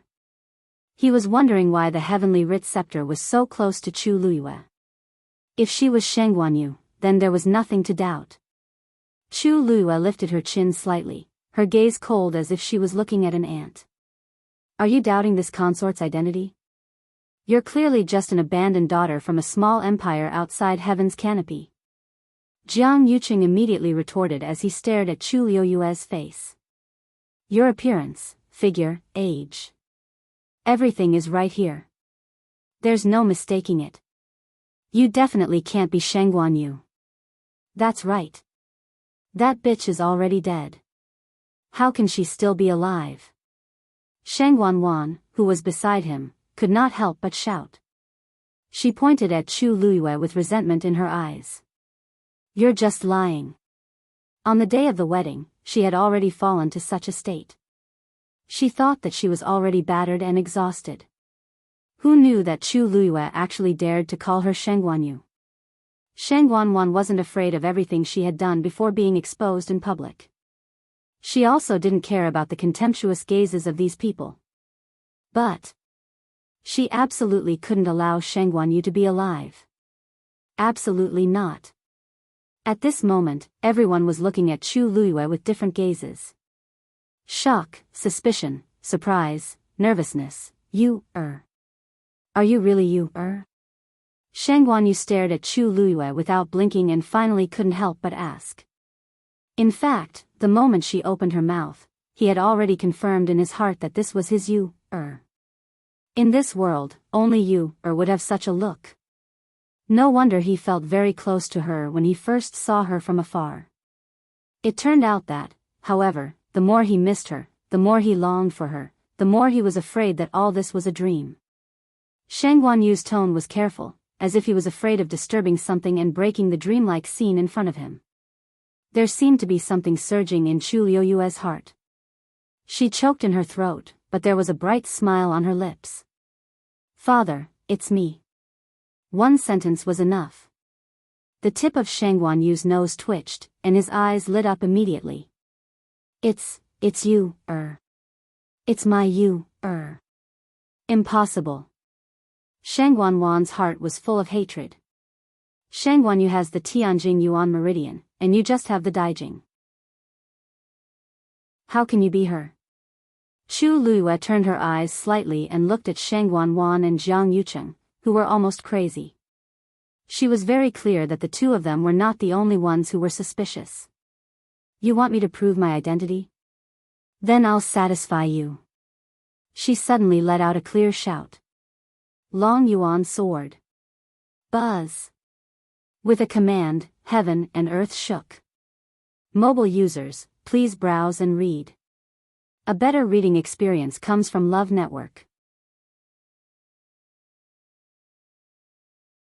Chapter 890. Dark clouds quickly gathered in the originally clear sky, forming a huge black vortex above everyone's head. The wind swirled the clouds and covered the sky. In an instant, the sky darkened. Then, a ferocious and vast aura suddenly descended. The Tianling scepter in Chu Luyue's hand seemed to have sensed something, and it suddenly vibrated. She raised her wrist, and the Tianling scepter quickly flew up and landed back on the black obsidian. The golden light in the dragon's eyes shone in all directions. Brilliant and colorful. Rumble. Following this low and powerful explosion, everyone's hearts trembled, and they all looked up. They saw a huge black shadow breaking out of the crazily swirling dark clouds and slowly descending. It was a sword. It was black all over and looked ancient and majestic. Only in the middle was an extremely thin silver groove, and one could vaguely see icy blue lightning flashing and swimming in it. Tianlei's aura was impressive. The hilt of the sword was also black, and the dragon engravings on it were clearly visible and lifelike. As it gradually descended, a hole was instantly torn in the sky. From top to bottom, it was straight and hard. The sharp and terrifying sword aura, wrapped in a biting cold aura, shocked the world. That's the Long Yuan sword. Elder Chen Ku was the first to react. His eyes widened, and his old face was filled with shock and disbelief. As soon as these words were spoken, everyone was shocked. The Long Yuan sword. It's really the Long Yuan sword. Is this the supreme treasure sword that was rumored to have been forged by the great ancestor himself and used to open up new territories and create the Tianling dynasty? Shang Guanyu also stared at the sword in the air and said in a deep voice, "That's right. That's right. That's indeed the Long Yuan sword. I didn't expect that I would be able to see the Long Yuan sword being brought out of the Tianling god realm in my lifetime." Even Shang Guanyu, who had seen countless storms and waves, couldn't hide the excitement in his eyes when he saw this scene. For thousands of years, the people of the Tianling dynasty had always wanted to bring the Long Yuan sword back to the world, but they had failed time and time again. No matter who it was, no matter what method they used, it seemed like they couldn't do it. Gradually, this became an obsession in their hearts. In the end, it was a precious item left behind by the Taizu, and it was also the origin tool that the Taizu valued the most. Its significance was extraordinary. Therefore, even though they failed time and time again, the people of the Tianling royal family never gave up and kept trying. Over the long years, countless people had been injured because of this, and some had even lost their lives. Even Shang Guanyu had attempted to enter the Tianling god realm back then. Unfortunately, he had returned with injuries. Never in their wildest dreams would they have thought that such a sacred object that only existed in legends would actually appear before their eyes. Then, under the gazes of countless pairs of eyes, the dragon abyss sword flew into Chu Liuyue's hand. She gripped the hilt of the sword and injected a stream of force into it. Wang! A sword hum rang out. It was like the roar of a dragon. At the same time, she raised her arm and raised her sword high. The surrounding heaven and earth energy began to crazily gather towards the Long Yuan sword. Claps of thunder could be heard. It was almost deafening. "Long Yuan's sword, fall!" Chu Liyue shouted. The black sword in her hand slashed down instantly. In an instant, it was as if an invisible hand had torn the sky apart. The swirling clouds suddenly split from the middle and quickly dispersed to both sides. The storm abruptly stopped, and then transformed into two violent waves that spiraled downwards like swimming dragons. Strong winds blew everywhere. The sky above the Lankuan palace actually started to collapse silently. Inch by inch, darkness engulfed the void at a speed visible to the naked eye. The power of the Long Yuan sword was evident. Wang! The Tianling scepter instantly shone brightly. A faint golden light transformed into a barrier that enveloped the Lankuan palace. The black space collapsed and finally stopped at the edge of the barrier. However, the people standing below could still not help but feel that tyrannical and terrifying pressure. Everyone was shocked and shocked. So, this is the true pressure of the Long Yuan sword. No wonder the Tianling royal family had been trying to invite it out for the past 1,000 years. Once such a divine artifact was used, what was there to be afraid of?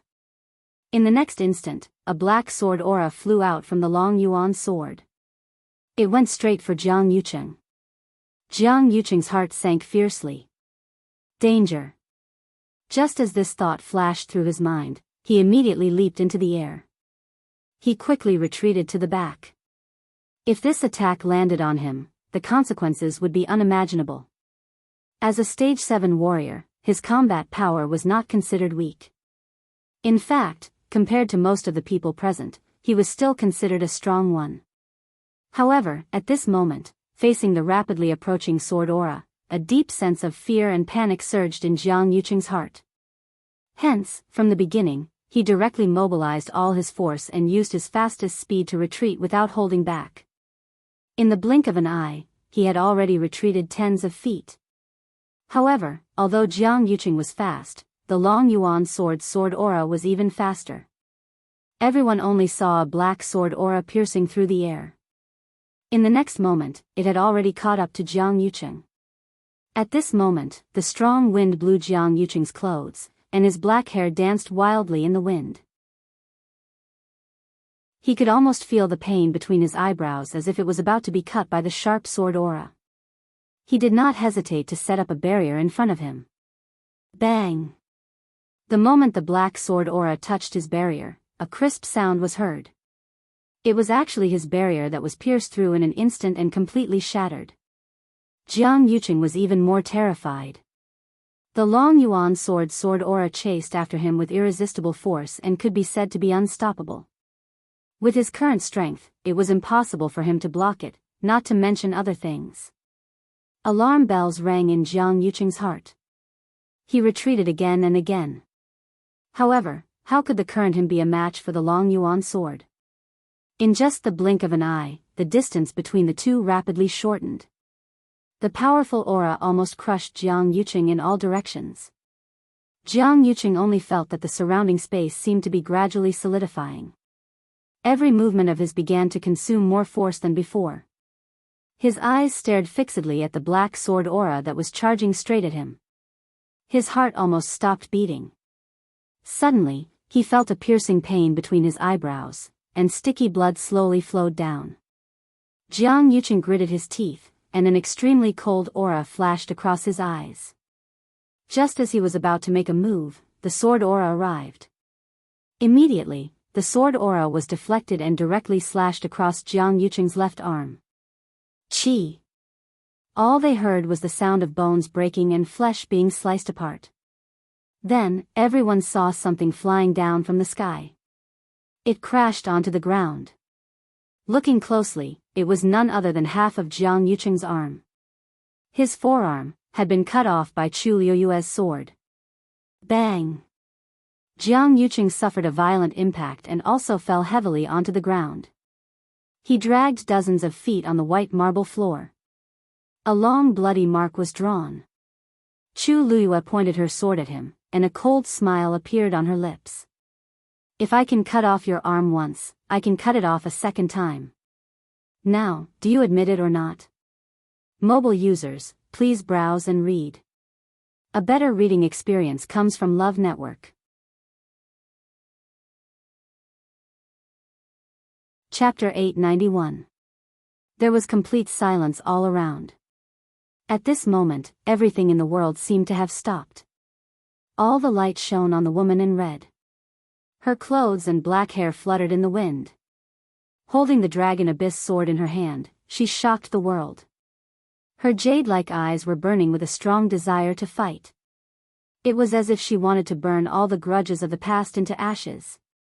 For today, she had waited for too long. And that clear shout was like a sudden clap of thunder, clearly reaching everyone's ears. It shook their minds. Her body was wrapped in a shocking pressure, as if she was a god of war who had returned from hell. Intense pain came from all parts of his body, and the half of his arm that was cut off was bleeding profusely. In a short while, the ground under Jiang Yuqing was dyed red with blood, and he looked battered and exhausted. Chu Liyue had only used one sword, and Jiang Yuqing was beaten black and blue, unable to retaliate at all. Everyone was extremely shocked when they saw this scene, and they finally couldn't help but gasp in shock. Chu Liyue and Jiang Yuqing were clearly several levels apart, but with the Dragon Abyss sword in hand, Chu Liyue could actually crush Jiang Yuqing so easily. The Dragon Abyss sword was actually so powerful and terrifying. At this moment, no one dared to doubt the authenticity of that sword.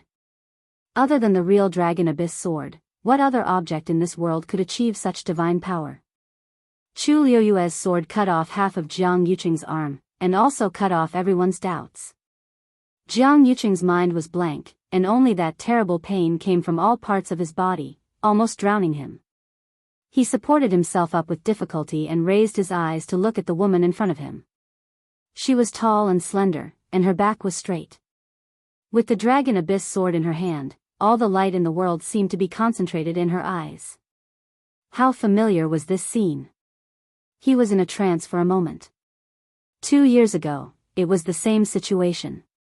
She resolutely chose to commit suicide and destroyed Shangguan Wan's Yuan Meridian and one of his arms. After that, he spent a lot of energy trying to find a way to get himself back to normal. However, not long after, the same thing happened again. It was her, it really was her. At this moment, Jiang Yuqing knew better than anyone else that the woman in front of him was indeed Shangguan Yu. She didn't die. Instead, she returned with a bone-deep hatred. She returned all the betrayal and pain she had suffered. No wonder he felt that she was very familiar at first sight. No wonder when he interacted with her, he always felt an inexplicable sense of alienation. No wonder he mistook her for someone else when she was standing on the bustling street with only a side of her face exposed. He even thought that he had fallen in love with her. On the eve of the wedding, he invited her to the zither room by the lake to express his feelings. But it turned out that she was her. At this moment, the truth was revealed. At this moment, all sorts of feelings intertwined. Jiang Yuqing had never felt that he was such a joke before. When he was tossing and turning in bed for her, when he was emotionally moved by her, when he said, "I want to marry you," to her, what was she thinking? Until today, when he thought of all the things that happened in the past, it was extremely absurd. It was like a loud slap to Jiang Yuqing's face. I see. Jiang Yuqing's chest shook, and he spat out a mouthful of blood. His face instantly turned pale and dispirited. However, his eyes were still fixed on Chu Luyue. This face was so similar to Sheng Guanyu's in the past. However, this gaze was completely different from her in the past. At that time, she was noble, gentle, intelligent, and generous. She seemed to have endless patience for everyone. Her eyes were always bright, dazzling like the bright sun, and people could only look up to her. But now, after experiencing pain, she was tenacious and resolute. Her every move was swift and agile. Even though she was smiling, there seemed to always be a coldness that couldn't be separated between her brows. It was as if a thick wall had been built, and no one could walk through it. Jiang Yuqing suddenly laughed self-deprecatingly. It's really you. Back then, he had planned for a long time and used a full 3 years to finally make a move on her, in order to ensure that nothing would go wrong. But he didn't expect that she would still be able to escape alive, change her appearance, and return again. He thought that his plan was flawless, but it turned out that it was a failure from the beginning. How could this be? Seeing the dragon abyss sword fall and hearing Jiang Yuqing finally admit it, Sheng Guanwan's heart suddenly surged with endless hatred. She looked at Chu Luyue in disbelief. She still couldn't accept all of this. The scenes that had happened in the past few months kept replaying in her mind. At that time, she only felt that Chu Luyue and Sheng Guanyu looked a little similar, and she subconsciously didn't like them.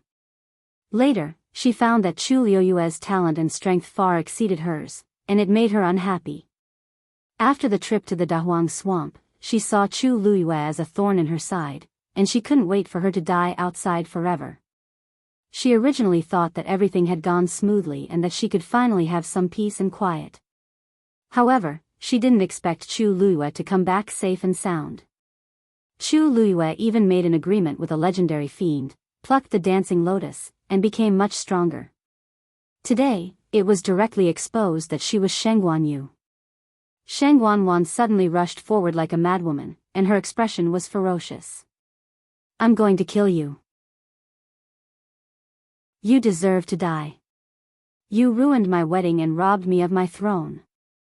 You bitch, you should have gone to hell long ago. Chu Liyue's eyes flickered, and she suddenly laughed. Sheng Guanwan, shouldn't I be the one saying that?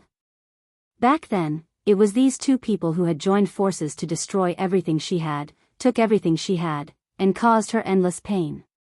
Now, she was only back to take back everything that belonged to her. Sheng Guanwan, what right did she have to say such things? Sheng Guanwan didn't care. She seemed to have gone crazy, and the force around her surged wildly. That resentful and jealous expression made her already scarred face even more twisted and terrifying. At first glance, she looked like a malicious spirit. However, she had just taken 2 steps when Chu Luyue flipped her wrist, and the dragon abyss sword in her hand pointed directly at her. Chi! A black spatial crack appeared in midair. Buzz! Following that, there was a loud explosion. A formless and terrifying pressure suddenly swept out from the dragon abyss sword. The void was compressed by this force, and it started to distort and collapse inch by inch, crushing towards Sheng Guanwan. Sheng Guanwan knew that something was wrong, and a trace of panic and fear flashed across her eyes. She immediately wanted to dodge to the side. However, she was shocked to find that her body was already unable to move. The space around her had already been enveloped by the heavy pressure of the Dragon Abyss sword. Thud. Shang Wanwan felt as if there was a heavy mountain pressing down on her shoulders, and she immediately knelt down. Both of her knees were crushed. Mobile users, please browse for a better reading experience from Love Network. Chapter 892. Her flesh and bones hit the ground with a dull thud, accompanied by the sound of bones breaking. It made one's scalp go numb. Shang Wanwan's face, which was originally red from anger, instantly turned pale. The last trace of blood had also completely faded away. She couldn't withstand this terrifying force. As she knelt down, her body fell forward and she immediately spat out a few mouthfuls of blood. She was already injured, and now with this blow, she was even more dispirited and listless. She fell to the ground, and her hands were rubbed with bloody marks, which were burning with pain. The originally clean and tidy white jade bricks were stained with scarlet bloodstains, which looked hideous. Shang Wanwan knew that it was her blood. She wanted to get up, but she found it extremely difficult. Every inch of her flesh and blood seemed to be suppressed by a great force, which made it difficult for her to even breathe. In the silence, the sound of footsteps could be heard from the front. Shang Wanwan was kneeling on the ground. When she heard this sound, she subconsciously looked up. What entered her sight was a pair of black boots and red clothes. Since you can't stand properly, then kneel and talk. Chu Liuyue's voice came from above. Her tone was so light, but in Shang Wanwan's ears, it was no different from deep mockery and contempt. Shang Wanwan's blood rushed to her heart, and she clenched her silver teeth. What are you doing? She was just about to force herself to get up when she suddenly felt a chill on her neck. Her body collapsed again. Chu Luyue was holding Long Yuan and holding it against her neck.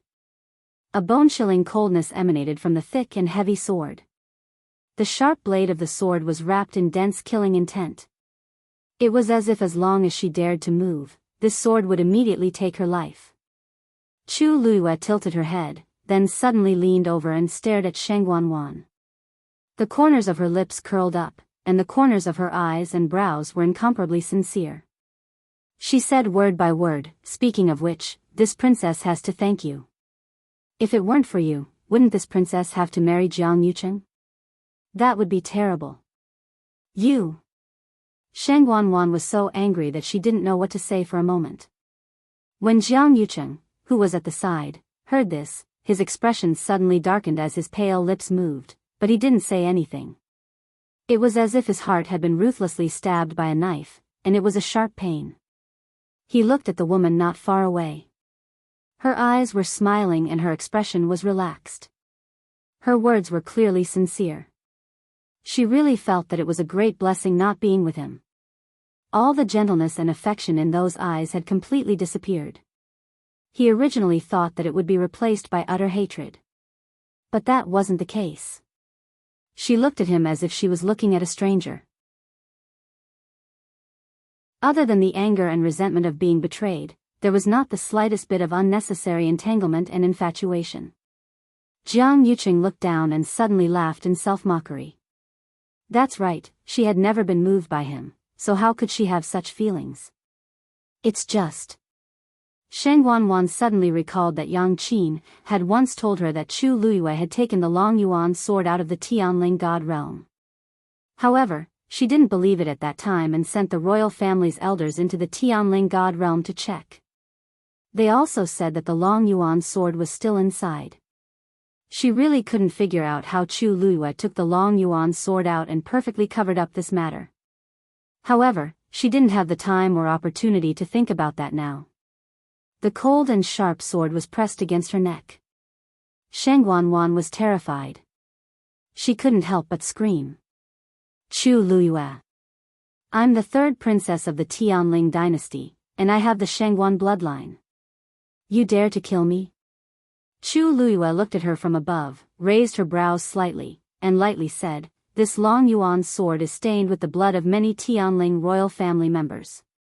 It doesn't matter whether you're there or not. Do you really think you're a big shot? Shang Wanwan's heart skipped a beat. She had never entered the Tianling god realm, so she didn't know the exact situation inside.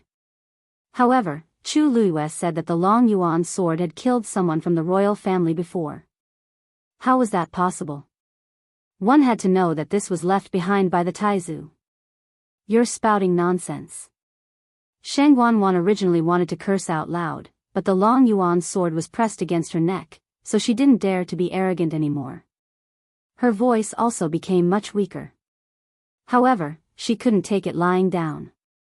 She was forced to kneel on the ground and look up at Chu Luiyue. Her eyes were bloodshot and filled with jealousy. Chu Luiyue, so what if you're really Sheng Guanyu?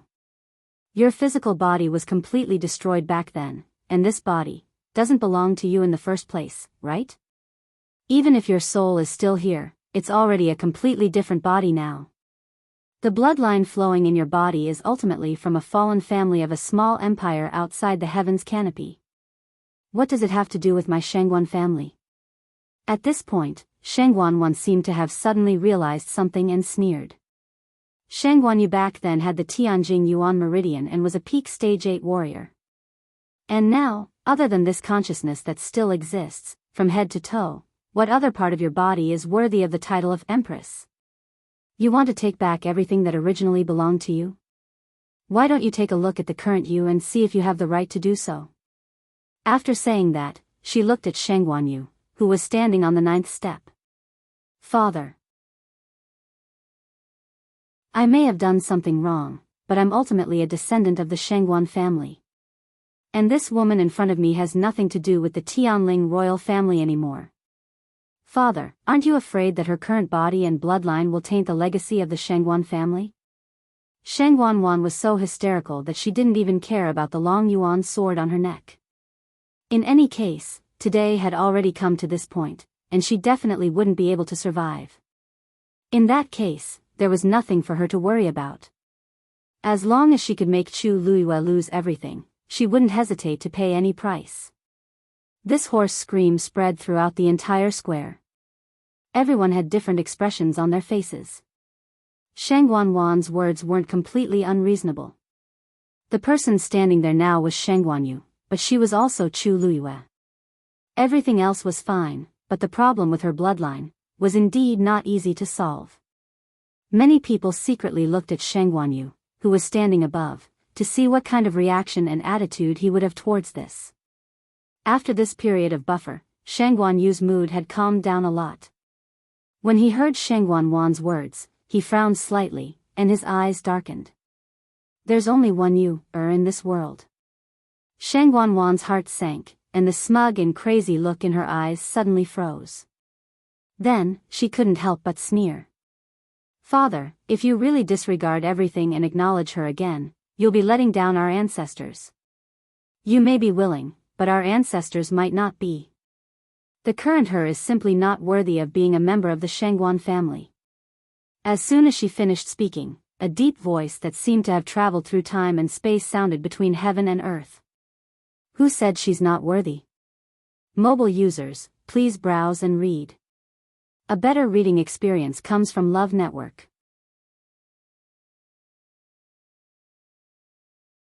Chapter 893. His voice was majestic and awe-inspiring. It instantly enveloped the entire area. It was clearly transmitted to everyone's ears. Everyone's hearts skipped a beat, and they subconsciously looked up. They saw that the void between the dark sky and earth was cleansed, and ripples were everywhere. Then, a tall figure slowly appeared. It was like an illusion, but it also carried an unparalleled pressure. It made people subconsciously submit to him. Some people standing nearby could no longer withstand the pressure. Their legs went soft, and they almost knelt down. Countless pairs of eyes stared at him with different reactions. Shock, astonishment, uneasiness. Excitement, reverence, and admiration. It was a middle-aged man who looked to be in his 30s or 40s. He was wearing a long, dark green robe. He was tall, straight, and elegant. His body was translucent, and he looked like a soul. There were no force fluctuations around him. But just by standing there, he exuded an aura of nobility that was ingrained in his bones. Just when countless people were wondering who this person was, Shang Guanyu was the first to react. He widened his eyes in shock and exclaimed, "Master, you're so powerful." He exclaimed, "Taizu?" This voice directly caused everyone to be stunned on the spot. Taizu, Taizu? There was only one person in the world who could make Shang Guanyu call him that, the founder of the Tianling dynasty, Taizu Shangguanjing. But didn't he pass away a long time ago? Rumor had it that he passed away in the Tianling god realm. Why did he appear now? Taizu looked down, and his gaze became gentler. You're Shang Guanyu? Judging from his attitude toward you, just now, he's not bad. Originally, Taizu still had some complaints about Shang Guanyu. They felt that he had a lot to do with the current situation. However, seeing that he seemed to be full of love and care for you, Taizu's dissatisfaction lessened a lot. Even his attitude towards Shang Guanyu improved a lot. In an instant, the natural intimacy that originated from the bloodline made Shang Guanyu believe that the person in front of him was indeed Taizu. He couldn't hide his excitement and immediately knelt down to kowtow. Junior Shang Guanyu greets Taizu. Since His Majesty had knelt, the rest of the people could only follow suit. Everyone in front of and behind Lang Kuan Hall also hurriedly knelt down. Greetings, Taizu. There were too many people, and when they shouted in unison, their shouts shook the sky. Get up. Taizu's deep voice sounded. At the same time, everyone felt a gentle force lift them up. That is, the power of Taizu. Many people were secretly shocked. It was rumored that Taizu was at the peak of the 9th stage, only a step away from the pericelestial stage. Looking at it now, it was indeed worthy of its reputation. Just this move alone was enough to easily crush everyone present. Elder Chen Ku and the others were all moved, tears welling up in their eyes. Taizu. It's really Taizu. As elders of the royal family, they were considered the most loyal servants of the Tianling royal family. Now that they were able to see Taizu with their own eyes, it wasn't hard to imagine how excited they were. Taizu's gaze landed on Yuan Wei and the others, and he sighed softly. This is the child of the Yuan family, right? He looks very similar to Mingchen. Yuan Mingchen was the ancestor of the Yuan family. Yuan Wei was in fear and trepidation. Yuan Wei greets Taizu. There were very few clans that remained standing after 1,000 years, and they were still loyal to the Tianling dynasty to this day. It was indeed very rare. Taizu nodded. Everyone present, whether it was the officials in the imperial court or the people from the sects, had actually yet to recover from their shock. The hall was very quiet. In front of such a supreme figure, everyone subconsciously kept quiet and was incomparably respectful. Among them, only Shang Guanwan was shocked. She knelt on the ground and looked at everything in a daze. Her mind was blank. Her limbs were numb, and her heart skipped a beat. All the blood in her body seemed to have frozen at this moment. Just now, when Taizu appeared, he said something. He said, "She's not worthy." Was he speaking up for Chu Luyue? Could it be that even Taizu was helping Chu Luyue? Just as she was filled with doubts, she saw Taizu move and land beside the Tianling scepter. Although Shang Guanyu was also standing beside it, compared to him, his aura was instantly much weaker. Taizu was Taizu. There was no need to say anything. He just stood there, and he was the absolute king. After he landed, he first glanced at the Tianling scepter and shook his head. It's been so many years.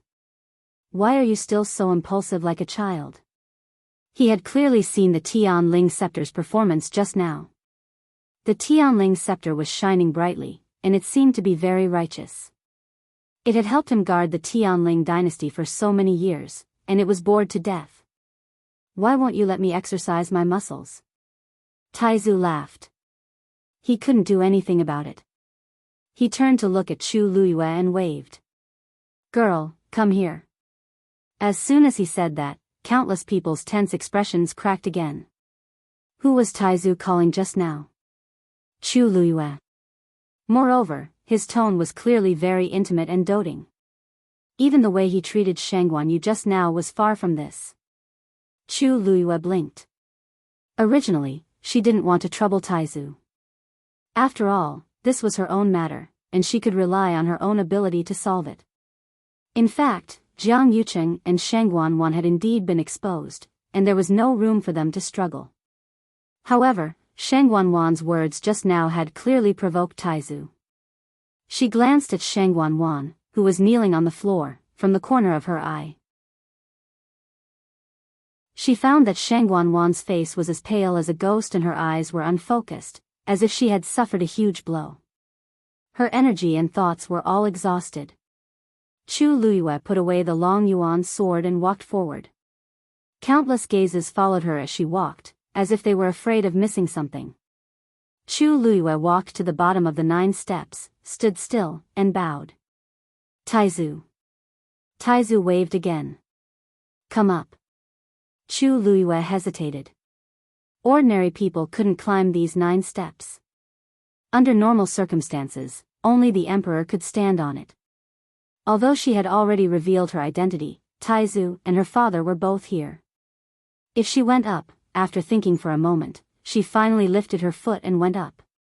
Unlike Shangguan Wan, who had encountered many obstacles when she went up, Chu Luiyue climbed up the steps with incomparable ease. Her feet seemed to be riding the wind. Everyone only saw the corners of her clothes fluttering, and then she was already standing on the 9 steps. Although I haven't appeared in 1,000 years, I should have some say in the matters of the Tianling dynasty, right? Taizu said with a smile and glanced at Shangguan Wan. Just now, you said that if I accept you, it will cause dissatisfaction with the ancestors of the Tianling dynasty? Shangguan Wan trembled like a sieve, and her face was pale. Then today, I will announce to the world. She is the most outstanding junior of the Shangguan clan. Not only will she be the princess, but even the future emperor will also be her. I want to see which bastard dares to jump out and say no. Mobile users, please browse and read. A better reading experience comes from LoveNet.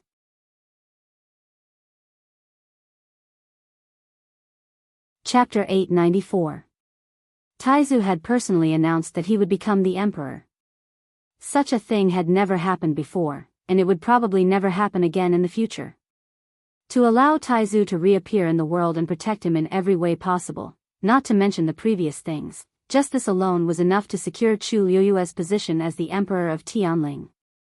Shangguan Wan felt as if she had been struck by lightning. The last glimmer of hope in her eyes completely disappeared. How could this be? How could this be? Shangguan Yu should have died 2 years ago. How could she still come back? How could she still receive the support of so many people after destroying everything that she had worked so hard to obtain? Even the great ancestor was supporting her like this. Since Taizu had already spoken, what else could others say? Shangguan Wan knew that her last bargaining chip was useless, and her heart was dead.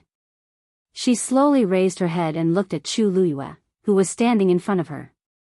She was stunned for a while before she couldn't help but chuckle. Her face was filled with despair and mockery. Ha! No wonder you were so bold. So you still had this last trump card. Shangguan Yu, you're ruthless. Who can be your opponent? Who can? If only she had known this would happen, she thought that she had won, but in the end, she had suffered a crushing defeat. She had become a joke to the world. At this point, she really didn't have any chance of turning the tables. Jiang Yucheng, who was not far away, frowned when he saw Taizu. The situation today was worse than he had expected. Even Chu Luiyue himself was shocked.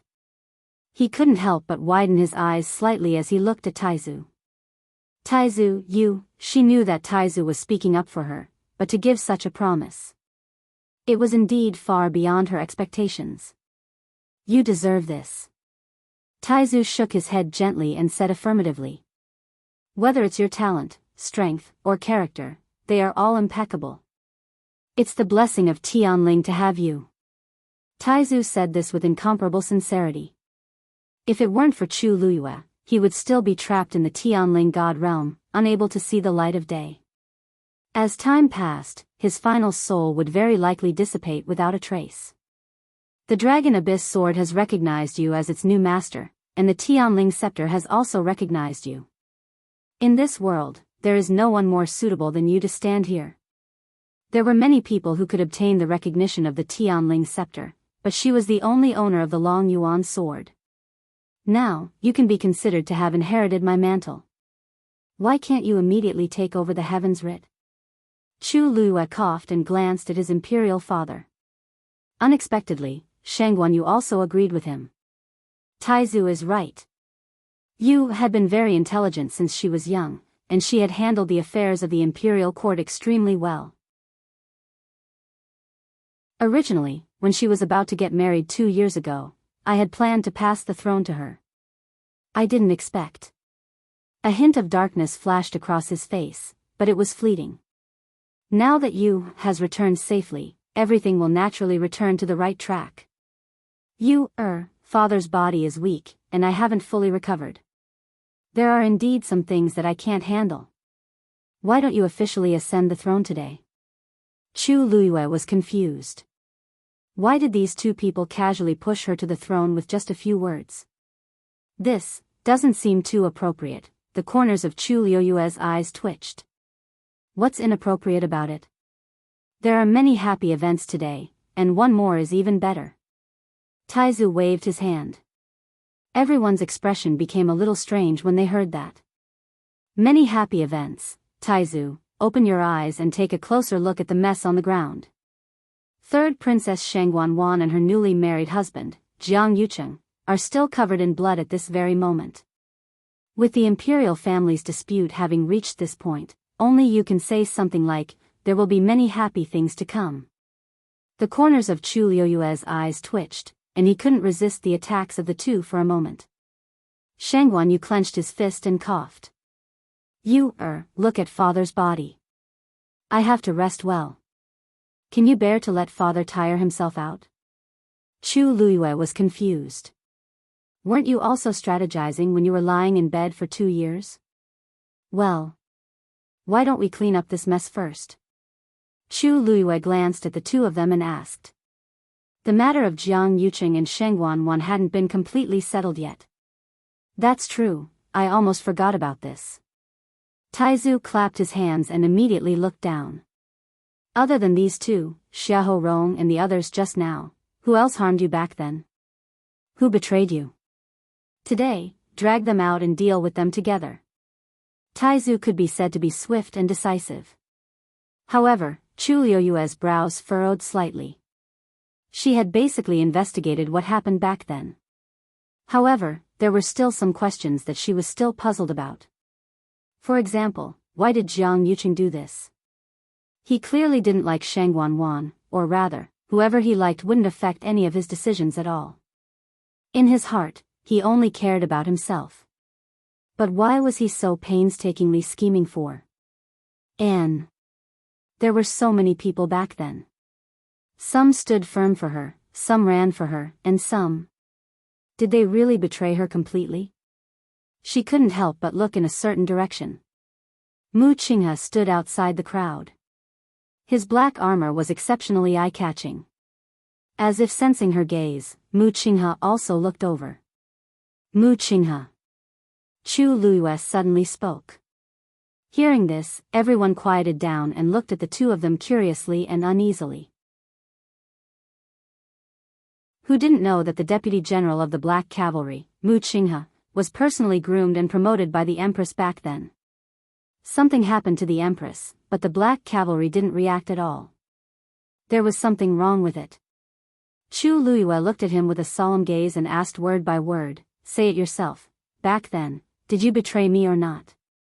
Digression, thank you for all your rewards and tickets. I'm working hard to write in February. Mobile users, please browse and read. A better reading experience comes from Love Network.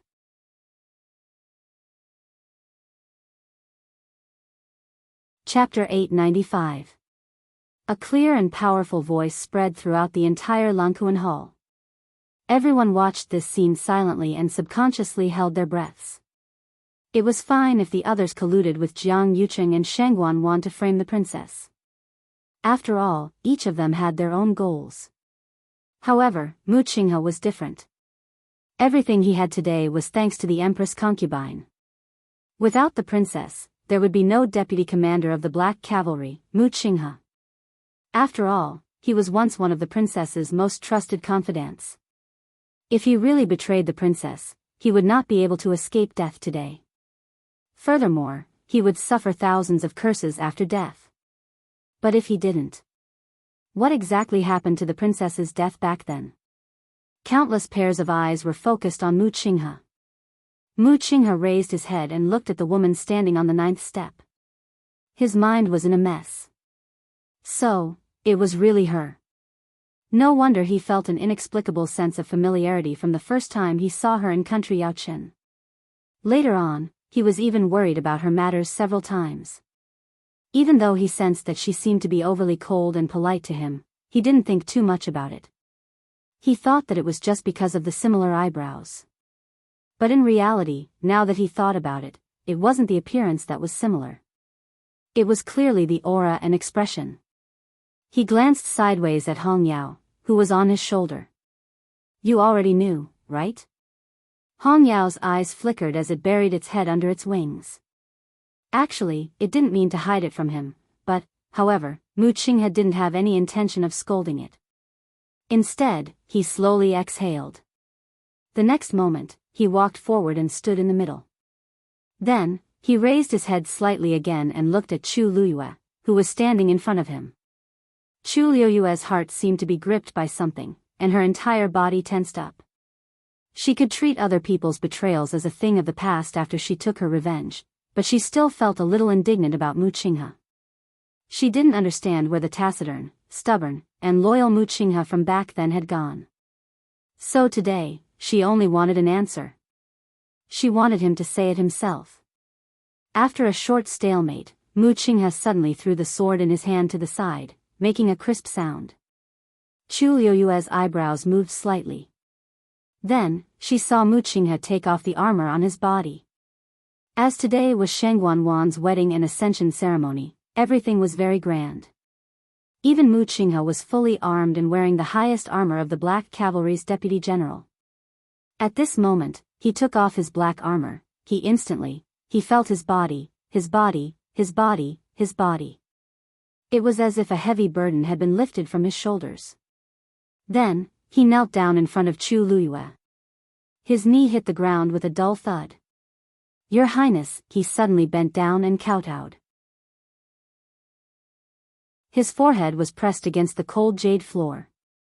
A cold chill almost spread through his entire body. Mu Qinghe betrayed Your Highness and is a vile subject. Your Highness, please kill him. Every single word and sentence was clear as day. No one present expected Mu Qinghe to have such a reaction. He didn't argue, complain, or protest. With just one sentence, he admitted his betrayal so straightforwardly. In the current situation, wasn't he courting death? As long as he said that he didn't betray, or that he was forced, there might be a way out. But, he didn't. If it was 2 years ago, who would have thought that Mu Qinghe, who was the most trusted by the princess, would come to this step today? If he had always been loyal to the princess, after today, when the princess took over the imperial power and ascended to the throne, he would be a first-class meritorious official. Unfortunately, Jiang Yucheng glanced at him, a dark light flashed in his eyes, but it disappeared in an instant. He quickly lowered his eyes, hiding the expression in his eyes. Chu Liyue looked at Mu Qinghe, who was kneeling below, with a calm and cold gaze. Everyone looked at her. This time, Mu Qinghe should only have a dead end left. In the silence, Chu Liyue spoke again and asked, What you said now, is every word true? Yes. No lies, no difficulties? No. Are you willing to die? Mu Qinghe was still kneeling there. Previously, he had been lowering his head, but when he heard this, he finally straightened up. His face was calm. Yes. Your Highness, please grant my wish. Every word and sentence indicated that he was ready to die. Chu Luiyue paused, then suddenly smiled. The last time you asked this consort to grant your wish, it was to go to Dahuang Swamp. At that time, although her status was respected, her power in the imperial court was not stable. Mu Qinghe took the initiative to go to Dahuang Swamp to enlist in the army, to fight for military power for her. At first, she did not agree. Dahuang Swamp was very dangerous. If he went there, he would suffer a lot. More importantly, he might not even be able to keep his life. He was always walking between life and death. If he was not careful, he might stay there forever. However, that was the only time that Mu Qinghe did not listen to her order and knelt outside her palace for a long time. At that time, he also said, Your Highness, please grant my wish. However, she did not expect to hear these words a few years later. He was actually asking for death. When Mu Qinghe heard this, his heart felt like it was stabbed by something. It was so painful that his body trembled slightly. His expression was gloomy for a moment, but he quickly lowered his head. Your Highness, please. The remaining two words were stuck in his throat and he could not say them. Chu Luiyue looked at him and sighed softly.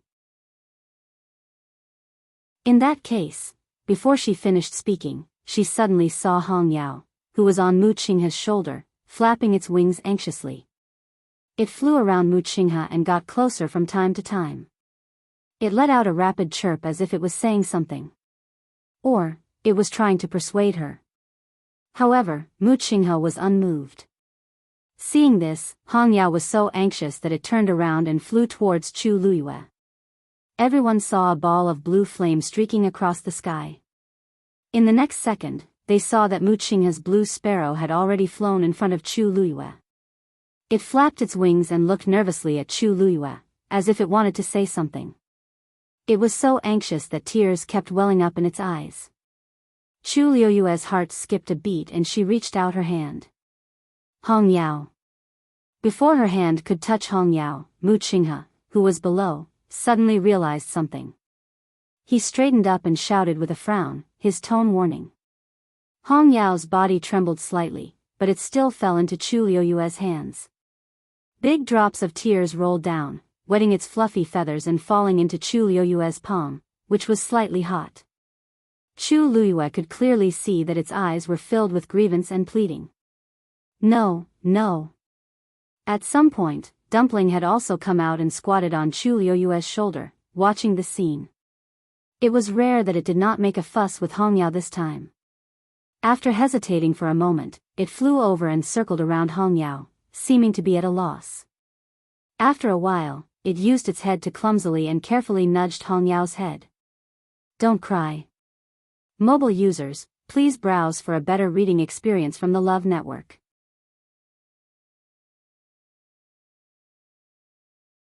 Chapter 896. He was used to Hong Yao's willful and spoiled appearance, but this was the first time he saw Hong Yao like this. Seeing that Hong Yao's tears were still flowing, Dumpling flapped its wings in annoyance and raised its head to look at Chu Luiyue. Chu Luiyue sighed in his heart and reached out to wipe away Hong Yao's tears. All right, don't cry anymore. I won't kill him. At this moment, everyone was focused on this side. When they heard this, they were all stunned on the spot. What did this mean?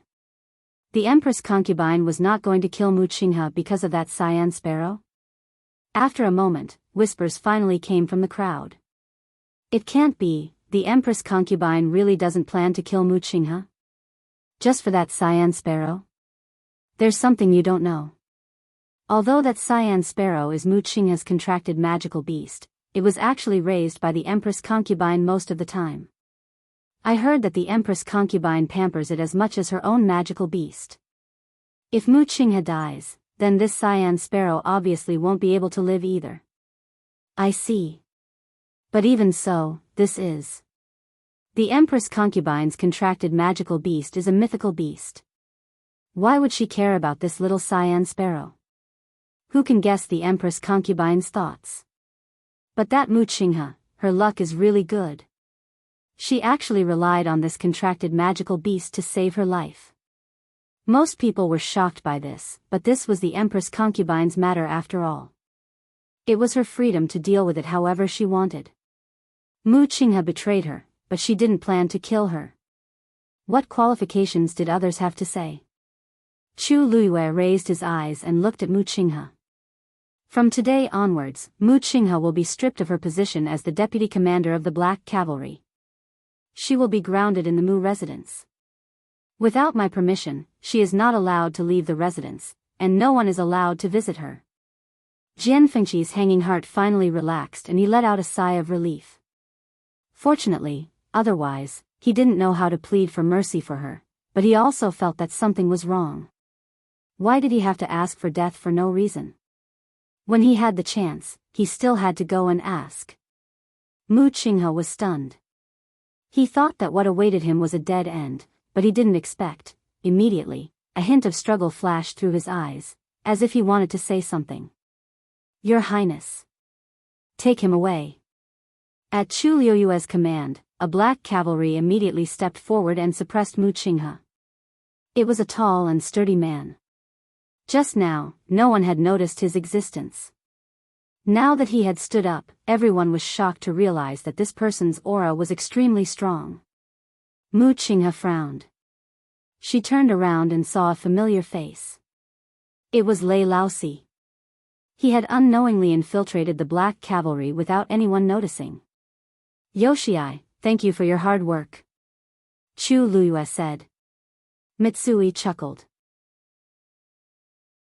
Your Highness can rest assured about what I do. Everyone was stunned. Yoshii? Isn't that the one ranked 4th in the 13 Yu Guards? When did the 13 Yu Guards actually return to Xiling? And no one noticed that something was wrong. Previously, Jiang Yuqing had spent a lot of manpower and resources to hunt down the 13 Yu Guards. He didn't expect that not only did he not manage to kill them, but they all followed the princess back to Xiling. Jiang Yuqing frowned even more. As expected, the 13 Yu Guards had already changed their identities and returned. Previously, when Xiahou Rong mentioned that the 9 Clouds Yuan recovery pill was stolen, he faintly felt that something was wrong. Afterward, he had also sent people to search the city, but they didn't find anything. He didn't expect that they would directly infiltrate the palace today. All of this was clearly planned by Chu Luiyue long ago. She had made up her mind to completely turn the tables today and not leave any way out for them. Jiang Yuqing frowned as he kept thinking about the future. The 13 Yu Guards had returned, His Majesty had woken up, and even the Taizu had appeared. This was practically a dead end. If he wanted to break out from here, he had to think of another way. Mu Qinghe was completely suppressed by Mitsui. She couldn't say a word as she was taken down just like that. Hong Yao nestled on Chu Luiyue's shoulder and looked at him reluctantly before quickly looking away. When she passed by Jiang Yuqing looked up and gave Mu Qinghe a meaningful look. Mu Qinghe's heart skipped a beat, and a hint of worry flashed across her eyes. Father. Chu Luiyue suddenly spoke. Shang Wanwan has usurped the throne and is sinister and ruthless. She deserves to be punished. What do you think? Although Shang Wanwan has committed many crimes, it's still better to get father's approval to sentence her to death. Shang Wanyu frowned and looked at Shang Wanwan with a heavy gaze. As if sensing something, Shang Wanwan suddenly felt a strong sense of uneasiness in her heart. Actually, she didn't want to die yet. Father, I did those wrong things in a moment of confusion, but I was also instigated by others. Please let me go this time. Shang Wanwan begged for mercy. Shang Wanyu shook his head. For what you have done in the past 2 years, even if you die 100 times, it won't be enough. The Tianling royal family doesn't have a descendant like you. Shang Wanwan's heart suddenly sank. From today onwards, you are no longer worthy of being a member of the Shangwan family. You can't enter the imperial mausoleum after death. Your birth mother was born lowly and was just an orphan, so you won't implicate the people of your mother's family. However, the servants of Huayang Palace and Qingfeng Palace will also be executed, I'll take it that I've never had a daughter like you. With every word that Shangguanyu said, Shangguanwan's face turned paler. In the end, she knelt on the ground, completely paralyzed, and her face was ashen. This was to completely erase her from the Tianling royal family's records. No. No. Father. She knelt forward, but Elder Chenku immediately waved his sleeve and stopped her. How dare you! Shangguanwan's body flew backward and landed heavily on the ground. She was already injured, and this hit was like a heavy blow to her, causing her to spit out a few mouthfuls of blood. Shangguanwan raised her hand, wanting to wipe away the blood at the corner of her mouth. When she looked down, the bright red color on her body instantly pierced her eyes. She suddenly remembered that today was her wedding day. She was still wearing the phoenix coronet embroidered with gold. In fact, he was originally only a step away from the emperor's throne. She thought that after today, she would become the most honorable woman in the entire Tianling dynasty. But now, all of that was gone. So many years of hard work had all gone up in smoke overnight. Shangguanwan's heart was filled with hatred. She was filled with resentment and jealousy, almost burning her up. A black talisman was faintly discernible between her eyebrows. Nothing at all. And that woman, who cares if she's Chu Luiyue or Shangguanyu? In any case, she had taken everything away from her. Now that she was high and mighty, she was really smug. Shangguanwan slowly raised her head, stared at Chu Luiyue, and spat out a sentence. What you have is already too much. Chu Luiyue's heart skipped a beat. She vaguely felt that something was wrong with Shangguanwan. The next moment, she saw Shangguanwan's aura suddenly rise. Then, a black blade cut across the sky and went straight for Chu Luiyue. Mobile users, please browse for a better reading experience from AI Network.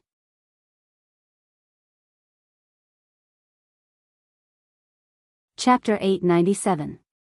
In fact, when they saw Chu Luiyue holding on for a long time, they were relieved and happy. But now, wasn't it too long? This made them worried again. Jian Fengqi glanced at Dumpling beside him, and a sharp light flashed in his icy eyes. He leaned against the stone wall and chuckled. Don't worry. She won't let herself die so easily. Back then, she was framed by Shangguanwan and Jiang Yucheng. She had chosen to commit suicide, but in the end, she survived and started over again. How could she be so easy to deal with? Let's take advantage of this time to digest all the force that we devoured before. This way, we might not be too far behind her. Otherwise. Jian Fengqi raised his eyebrows. Although he didn't finish his sentence, his meaning was obvious. Yuan Jinghong glanced at him in bewilderment. Are you sure? After all, it's infused with divine power. A pervert will always be a pervert. Jian Fengqi said straightforwardly. He looked at the slender figure on the main peak in the distance and closed his eyes. The force around his body surged. Seeing him like this, the rest of the people looked at each other and had no choice but to suppress their thoughts for the time being. They began to cultivate like Jian Fengqi. No matter what, there were many benefits to increasing one's strength. The few of them temporarily calmed down, but the others around ancient Phoenix Mountain weren't so easy to calm down. They thought that Shangguanyu wouldn't be able to hold on for long and would be defeated soon. But for some reason, it actually held on for so long. From afar, the endless golden light in the sky surrounded Jun Zheqing and Shangguanyu, forming two centers respectively. Although the scale and movements of Shangguanyu's side could not be compared to Jun Zheqing's at this time, but compared to the beginning, it was much stronger and was obviously still expanding. Not only was she not at a disadvantage, she even seemed to be catching up. How? How is this possible? Many people had the same question in their hearts as they watched this scene. Chu Luiyue had no idea about the reactions of the outside world. This was because all of her energy was focused on regulating the origin power in her body. A cultivator's body was like a container. Depending on their strength and other aspects, the amount of origin power they could store would also differ greatly. Chu Luiyue was currently peak tier 6. Among cultivators of the same rank, he was absolutely considered one of the best. She had the Daijing Yuan Meridian. At the same time, her physical strength was much stronger than people of the same level. This allowed her to endure the surging origin power with greater endurance and acceptance than others. That was why she was able to hold on until now, exceeding the expectations of Yuan Jinghong and the others. Even so, at the end of the day, she was only at the peak of stage 6. Compared to Jun Zhuqing, the difference was too great. She dared to compete with Jun Zhuqing because the water droplet in her dantian could store an unlimited amount of origin power. However, at the same time, she was faced with a serious problem. Even if the water droplet could store all of the origin power, her body might not be able to withstand the repeated washing and impact of the vigorous origin power. In fact, not long after it started, her body started to hurt all over. Now that an hour had passed, the pain did not lessen. Instead, it became even worse. She even felt that the origin power had turned into sharp blades when it surged into her limbs and bones, ruthlessly scraping through her flesh and bones. The others were far away and could not see that her clothes were already soaked in blood. Even the lower part of her body was dyed red with blood. Compared to Chu Luiyue, Jun Zhuqing's situation was undoubtedly much better. His strength was more than one level higher than Chu Luiyue's, and he had the bloodline of the Dark North royal family. It could be said that he had all the advantages. Even until now, he was still suspended in mid-air and had not been swept down by the terrifying energy. His strength and determination were evident from this. The aura around him was also increasing rapidly with the passage of time. Of course, he could also clearly feel that a small portion of the energy that was supposed to belong to him was diverted halfway and swallowed by another person. He originally thought that it would end soon, but he did not expect it to not stop after so long. Therefore, Jun Zhuqing lowered his eyes and took a look. With this look, he could clearly see Chu Luiyue sitting cross-legged and bathed in blood. A fierce look flashed across his eyes. His body moved and landed not far away from Chu Luiyue. "Do you want to die?" His face was cold and his voice was icy. "In order to defeat I, you are willing to give up your life?" Chu Luiyue laughed softly. "You think too much. I am not doing this to defeat you." She was doing this to defeat the remnant consciousness in the divine energy. Since it felt that she was a threat, then she would show it. The red in Jun Zhuqing's eyes grew brighter and brighter, almost as if they were soaked in blood. Then, he laughed coldly. "Based on your current strength, you want to compete with I?" Chu Luiyue slowly turned her head and glanced at him. She was still smiling, but the bright red bloodstain at the corner of her mouth made her smile even more stubborn and tenacious. "Based on my strength, can't?" Her voice was very soft, but her tone was still arrogant and proud. It was as if there was nothing in this world that she could not do. Jun Zhuqing put one hand behind his back and slowly clenched his fists in his sleeves. He could roughly guess that she wanted to increase her strength as quickly as possible, but this was too risky. What was it that gave her such confidence?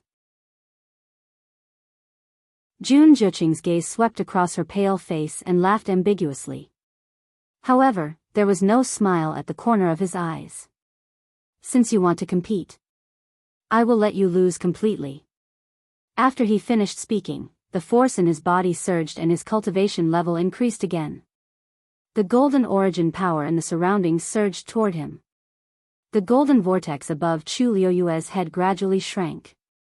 The force surrounding her also began to rush toward Jun Zhuqing at a speed visible to the naked eye. 9th rank warrior. Sensing this movement, Jian Fengqi opened his eyes and looked over. His expression was slightly serious. No wonder Jun Zhuqing had always been so arrogant in the northern underworld. This talent and strength could indeed be considered top-notch. Moreover, the most important thing was that this might not be his true strength. Seeing that almost all the force was rushing toward him, Chu Luiyue appeared to be particularly weak. This was a battle where the outcome could be seen at a glance. How is that Jun Zhuqing so strong? Mu Hongyu could not help but stand up with an anxious expression. Actually, your majesty has not suffered a loss. After all, you have devoured a lot of force before. Now, as long as you can return safely, everything else is. Your majesty. Before Yuan Jinghong could finish his words, he suddenly opened his eyes wide in shock. On top of the mountain, an arrow suddenly flew out from the golden light that filled the sky. It went straight for Chu Luyue. Mobile users, please browse for a better reading experience from Love Network.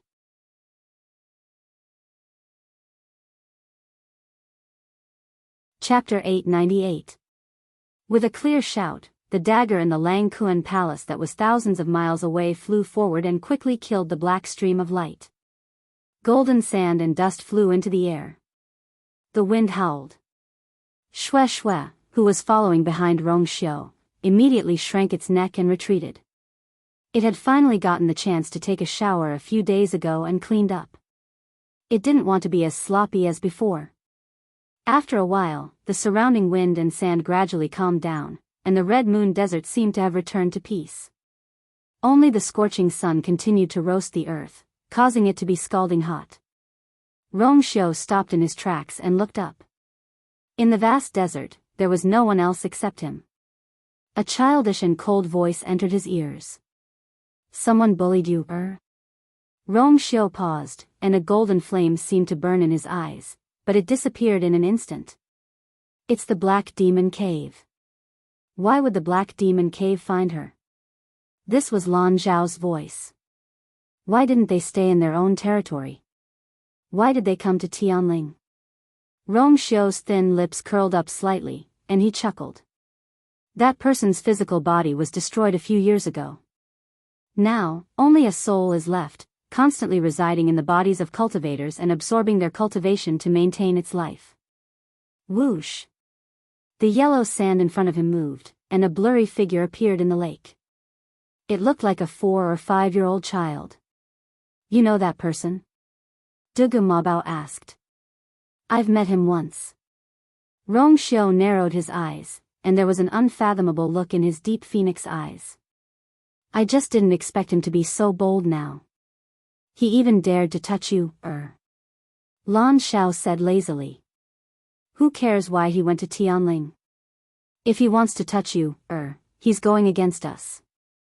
Diwu, if I remember correctly, how much friendship do you have with the Black Demon Cave in the past? Don't talk nonsense. Diwu Zhangze immediately denied. I'm not close to them.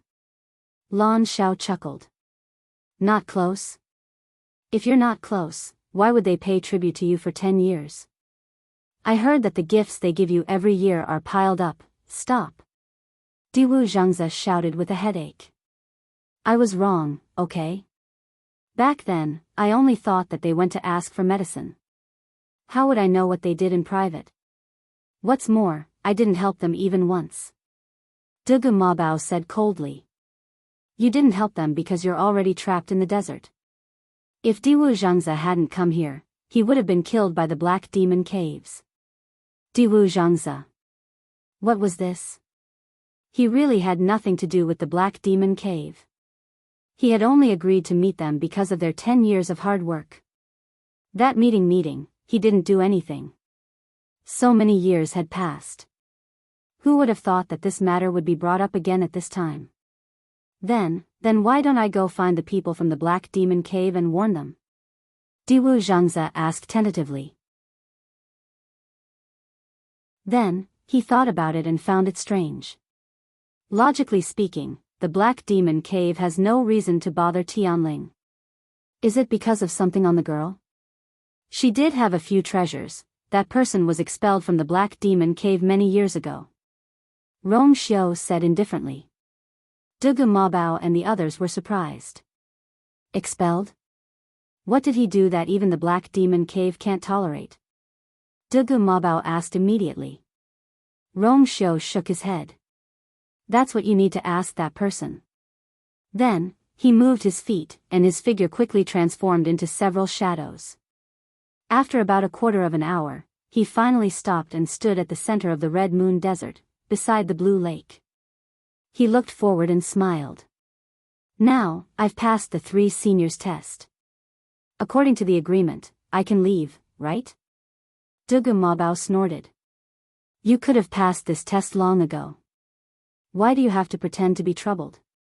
From the strength he displayed at the last moment, it was clear that he had been concealing his strength before this. Rong Xiu smiled, slightly bent down, and politely bowed. He said humbly, actually, I just broke through not too long ago. It's all thanks to the senior's guidance. If not for the fact that I was lucky enough to cross this step, Rong Xiu would have been stuck here for a long time. You're still pretending to be innocent after taking advantage of me. Lan Xiao couldn't help but scold. He wanted to make things difficult for this kid, but he didn't expect that not only did he not make him suffer, he even took the opportunity to help him break through. This was like throwing a rock to smash the other party's head to teach him a lesson, but he didn't expect to throw it right at the other party's feet and become his stepping stone. This feeling was extremely sullen. To think that he thought of so many ways to deal with Rong Xiu, but in the end, it was all for him. Rong Xiu was already immune to such words. From the day he got together with you, they didn't like him.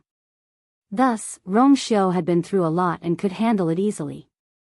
Also, I didn't take good care of you, and made the seniors worry about her.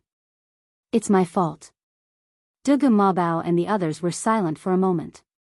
Even though they scolded him, they knew how Rong Xiu treated you, If there was any other way, he wouldn't want things to develop to this stage. After a while, ripples appeared on the surface of the water.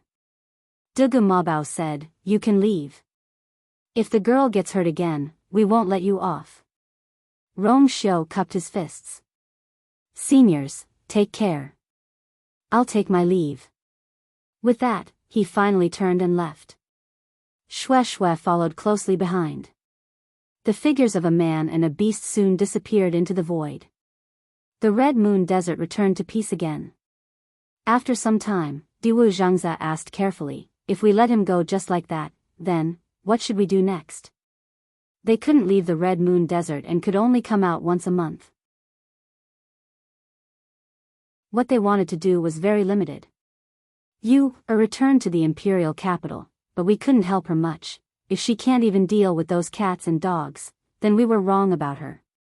Dugu Mabao said coldly. That's true, but the girl was bullied. Are we just going to watch? Lan Xiao couldn't listen anymore and retorted disapprovingly. Of course not. Dugu Mabao said slowly. Don't worry, I have my own plans. West Hill, Palace, Lankuan Hall. The dagger flew out and completely strangled that black stream of light. Everything happened in an instant. Chu Luyue didn't even see the dagger's movements clearly when he heard a shrill and resentful scream. Then, everything in front of him disappeared. That cold and threatening aura was also immediately removed. The totem on the dagger gradually dimmed and disappeared without a trace. Then, it flew back to Chu Luyue's hand. Chu Luyue blinked. That aura just now, it was Rong Xiu. Mobile users, please browse and read. A better reading experience comes from Love Network.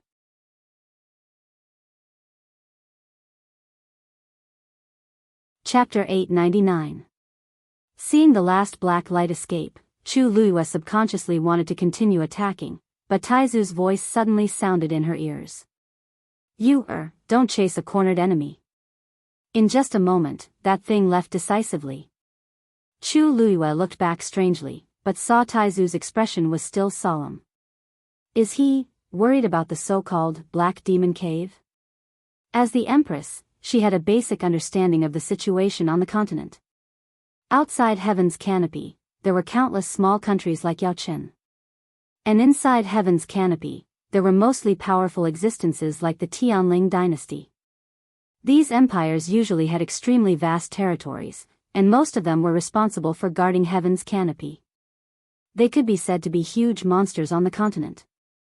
They also had connections and interactions with each other, but they basically didn't interfere with each other. After all, if this level of existence caused trouble, it would be the lives of millions of people.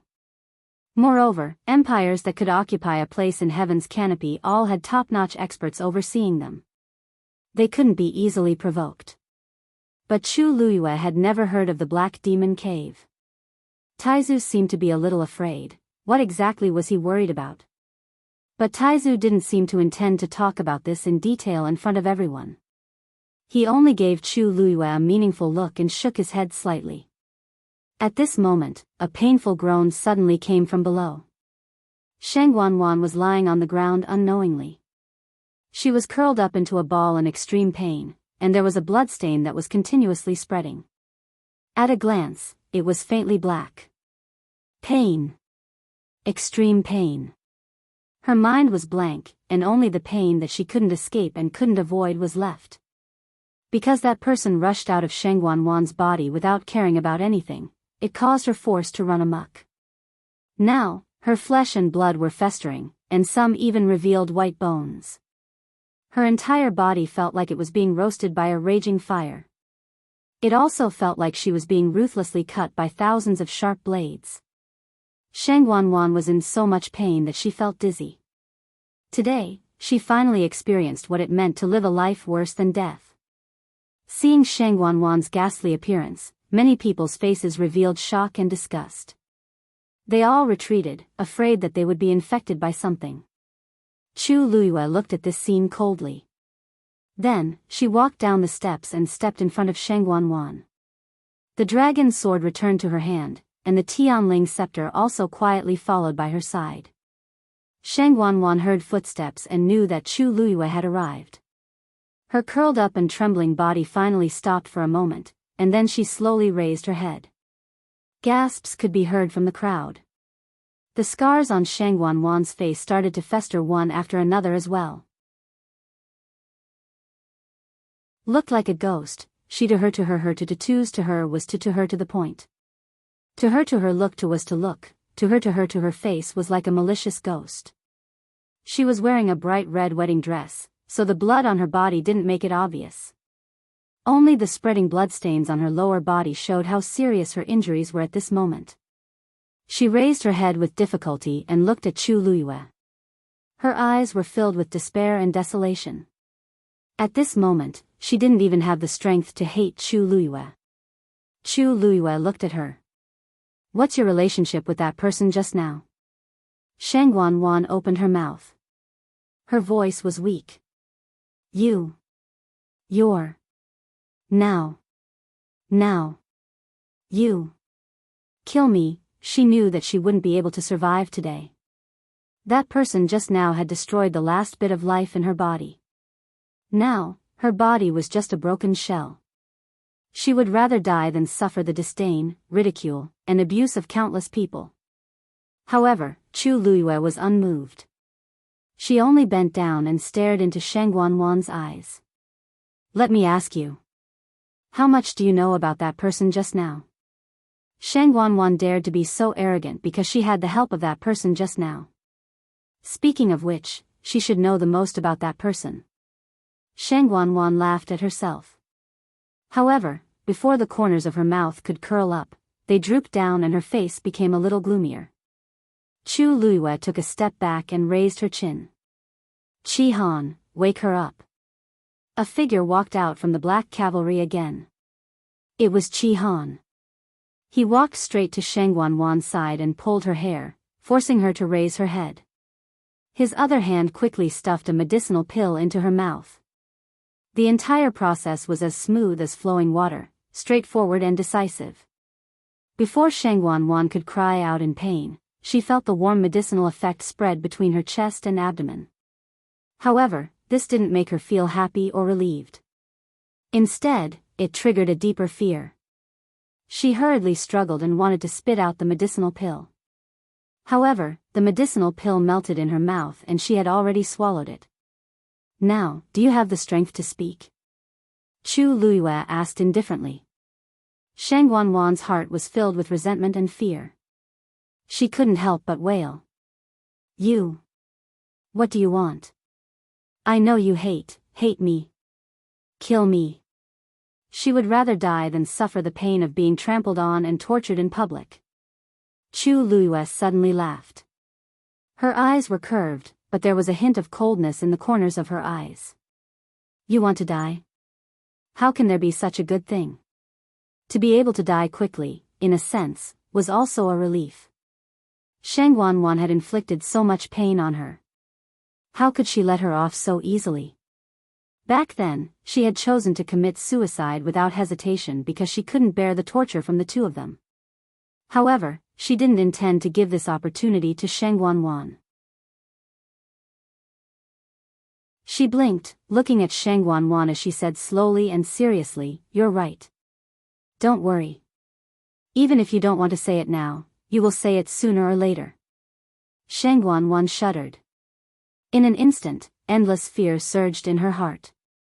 I really don't know. I don't know anything. He appeared on his own.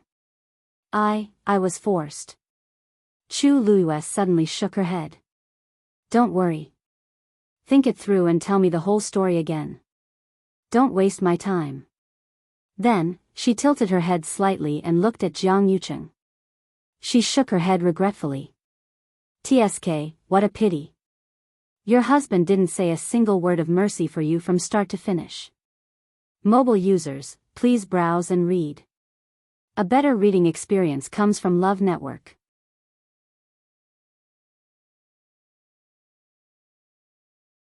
Chapter 900.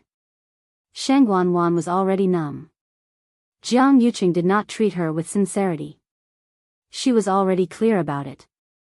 He couldn't wait to push all the blame onto her, so how could he still speak up for her? Now that she thought about it, the years of love she thought were just her own wishful thinking. This wedding ceremony that she had meticulously prepared and looked forward to had finally become a huge joke. Shang Wanwan closed her eyes in despair. Her tears seemed to have dried up, leaving her heart empty and sorrowful. Immediately, her eyes rolled back, and she fainted.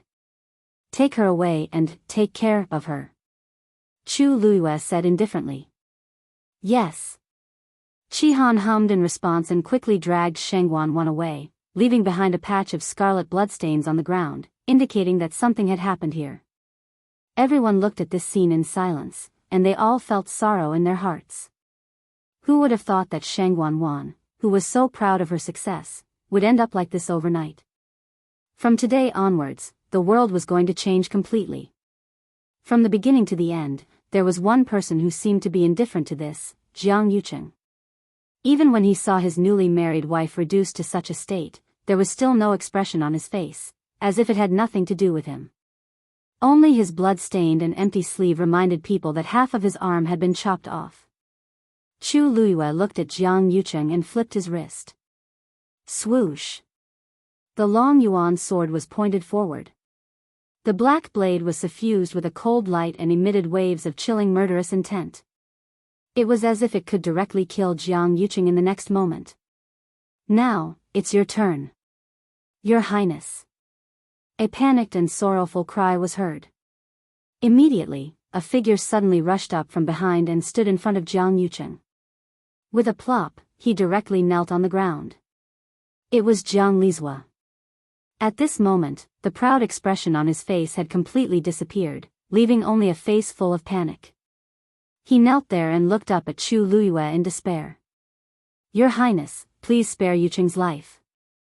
Chu Luiyue's eyes turned slightly, and he looked at him with amusement. Grand Tutor Jiang, you should have heard and seen everything that happened just now. How can you still have the nerve to beg for mercy now? Jiang Yucheng colluded with Shang Wanwan to poison imperial father and this consort. Furthermore, he passed down a fake imperial edict, framed a loyal official, and even attempted to exterminate the entire Chongshu pavilion. Which of these actions wasn't a crime that deserved to be punished? Now, you want this consort to spare him. Where does your confidence come from?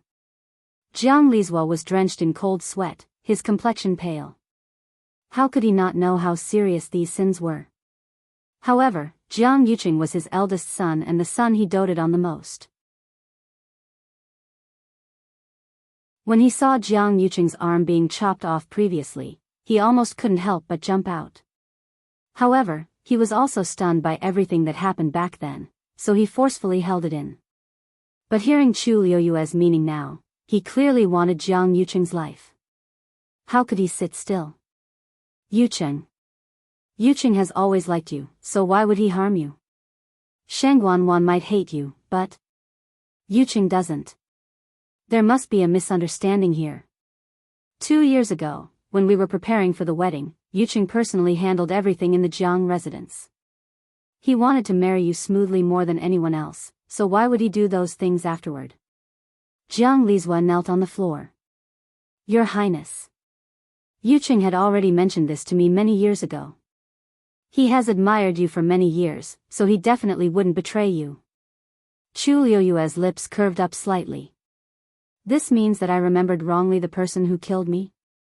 Jiang Lizhua was stumped. Perhaps he was forced, Grand Tutor Jiang. Chu Liyue interrupted him with a calm expression. Don't just beg for mercy for your son. You should also beg for your entire Jiang family. Jiang Lizhua was suddenly dazed upon hearing this. What? Jiang Yuqing has committed many crimes. Do you think that the Jiang family can completely wash off all of this? Just the fact that he tried to harm father is enough to wipe out the entire family. You can't even protect yourself now, so why do you still have the energy to beg for mercy for Jiang Yuqing? Chu Liyue reminded him kindly. If you really want to cry, why don't you cry for your entire Jiang family first? Jiang Lizhua really didn't think of this. Too many things happened today, and the impact was too great, so he didn't think of this at all. When he saw Shang Wanwan's pitiful appearance earlier, he was afraid that Jiang Yuqing would end up in the same state. Hence, he hurriedly rushed out. But he didn't expect that the entire Jiang family would be implicated by Jiang Yuqing. Chu Liuyue's words were like a blow to the head, and it made Jiang Lizhua suddenly wake up. His dry and pale lips trembled violently, and his eyes were in a daze. Then, immense fear surged out from his eyes. That's right. This is a huge crime that implicates the entire family.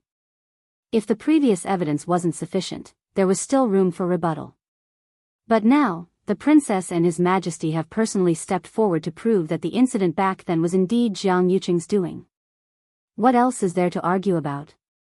Yuqing. Quickly say something. Jiang Lizhua instinctively looked at Jiang Yuqing.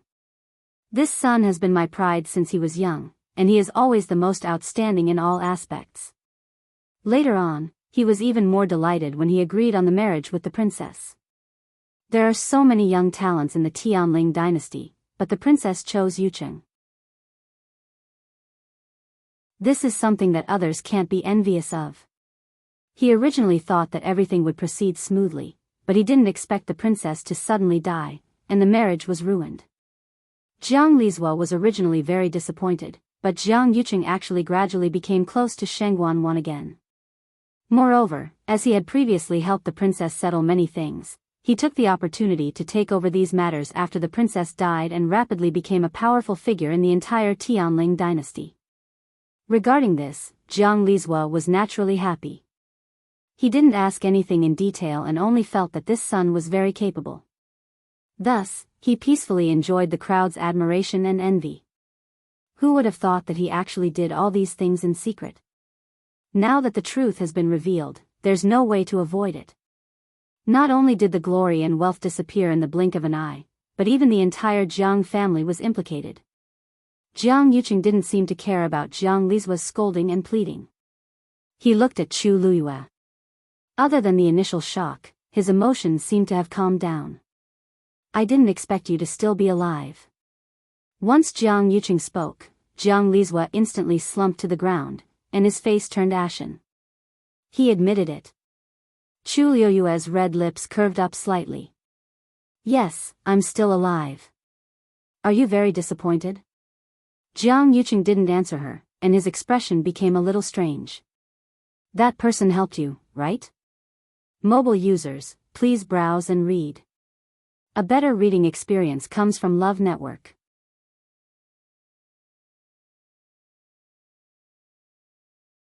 Chapter 901. That person? Which person? Chu Liyue was taken aback for a moment. Jiang Yuqing looked at her expression and suddenly understood something. It seemed like she still didn't remember. This made his mood a little better. Chu Liyue narrowed her eyes, and a guess suddenly surfaced in her mind. Jiang Yuqing seemed to know about her memory loss. But just as she was about to ask, Jiang Yuqing's figure suddenly moved, and he quickly went forward. He was at the peak of Tier 7. Even though he was injured, the power that burst out in an instant was still not to be underestimated. A silver light flashed past. It was him who had summoned his own long sword, and was about to clash with the Long Yuan sword. A murderous intent flashed past Chu Liuyue's eyes, and she raised her wrist. Clang! The two long swords collided fiercely. Crack! A crisp shattering sound was heard. Jiang Yuqing's sword was directly split into two from the middle by the Long Yuan sword. This sword was actually a Yuan instrument that Jiang Yuqing had collected, and it could be considered an excellent sword. Unfortunately, compared to the Long Yuan sword, it was far inferior and was directly broken in one exchange. However, Jiang Yuqing's face didn't show any signs of panic. Instead, he took advantage of the moment when the long sword was broken to quickly step forward. He directly grabbed Chu Liuyue's neck with one hand. Chu Liyue could clearly see that a purplish-black mark seemed to appear on his hand. A dangerous aura was rapidly approaching. In the blink of an eye, Jiang Yuqing was already half a step away from Chu Liyue. Everyone sucked in a breath of cold air. He had already reached this step, but he still hadn't given up and instead chose to directly attack the princess. The Long Yuan sword's power was indeed extremely strong, but Jiang Yuqing's attack came too quickly. It was also too sudden. Your Highness. Worried voices sounded from all around. However, the time was too short, and the bystanders didn't have time to help. Jiang Yuqing's hand was about to choke Chu Liuyue's neck. Chu Liyue tiptoed and quickly dodged. At the same time, a transparent flame suddenly gushed out from her palm and quickly wrapped around her body. The blazing heat caused Jiang Yuqing's eyebrows to fiercely jump. Seeing the transparent flames on Chu Liuyue's body, that familiar burning sensation suddenly came. While he was distracted, Chu Liyue had already dodged his attack. She lifted her leg and kicked out, sending Jiang Yuqing flying. Crack! The sound of his sternum breaking was exceptionally clear. Bang! Jiang Yuqing crashed to the ground. He was already injured, and now that he was hit by Chu Liyue, his injuries were even worse. However, he couldn't care less about his injuries. He struggled to look at Chu Liyue in shock. You were the one who attacked me that day. You are the disguised Shemu.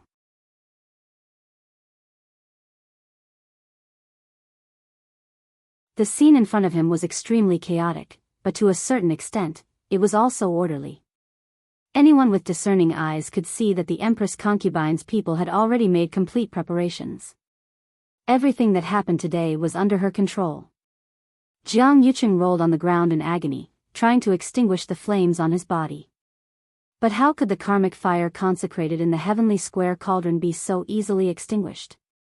Jiang Yuqing could even hear the sizzling sounds coming from the blood stains on his body as they burned. His skin, flesh, blood, and bones were all being tortured horribly. Finally, Jiang Yuqing spat out a few words with difficulty.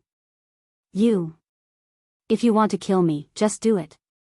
Chu Liyue suddenly waved her hand. The transparent flame seemed to have received some kind of order and quickly gathered, finally forming a small ball. Then, it rose into the air and jumped onto Chu Liyue's palm. If one didn't look carefully, it was really hard to recognize the transparent flame that jumped like a fairy. Then, Chu Liyue raised her sword and with a flick of the sword, she cut a bloody wound on Jiang Yuqing's chest. Without waiting for Jiang Yuqing to react, she flicked her finger and planted the flame into Jiang Yuqing's heart. Don't worry, I can't bear to kill you now. Chu Liyue curved her lips into a smile. In the future, with this flame accompanying you, you shouldn't be lonely. Mobile users, please browse and read. A better reading experience comes from the Love Network.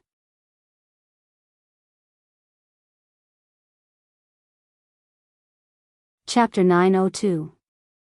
From now on, Jiang Yuqing would suffer endless heartburning pain day and night.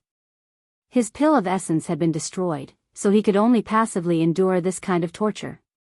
She had said that she would make these people pay back the pain she had suffered 1,000 times over. And today was just the beginning. Jiang Yuqing seemed to want to say something, but the intense pain forced him to curl up and struggle. He lay on the ground, covered in blood, as lowly as an ant. Who would have thought that the high and mighty Jiang Yuqing would end up in such a state? Chu Luiyue looked away, raised her head slightly, and wanted to walk forward. Her feet were stained with blood, and every step she took left a bloody footprint. It was a ghastly sight. Countless gazes were focused on her. She was slender and had thin shoulders, but her aura was stern and majestic, and she was unstoppable. She walked step by step to the top of the 9 steps and looked at Sheng Guanyu. "Father, I didn't discuss today's matter with you. I hope you can forgive me." Although Qi Han and Jian Fengqi had teamed up previously, and they had vaguely guessed something, she didn't tell anyone what happened afterward. Sheng Guanyu shook his head and raised his hand. The Tianling scepter seemed to be summoned and flew into his hand. The next moment, Sheng Guanyu handed the Tianling scepter to Chu Luiyue. Chu Luiyue was slightly shocked. "Today, I officially pass the throne of the Tianling dynasty to you. From today onwards, you are the new emperor of Tianling." Chu Luiyue opened her mouth, but Sheng Guanyu continued. "From now on, you can do whatever you want. No one in the world can hurt you anymore." Originally, this position belonged to her. No one in the entire Tianling dynasty was more suitable than her.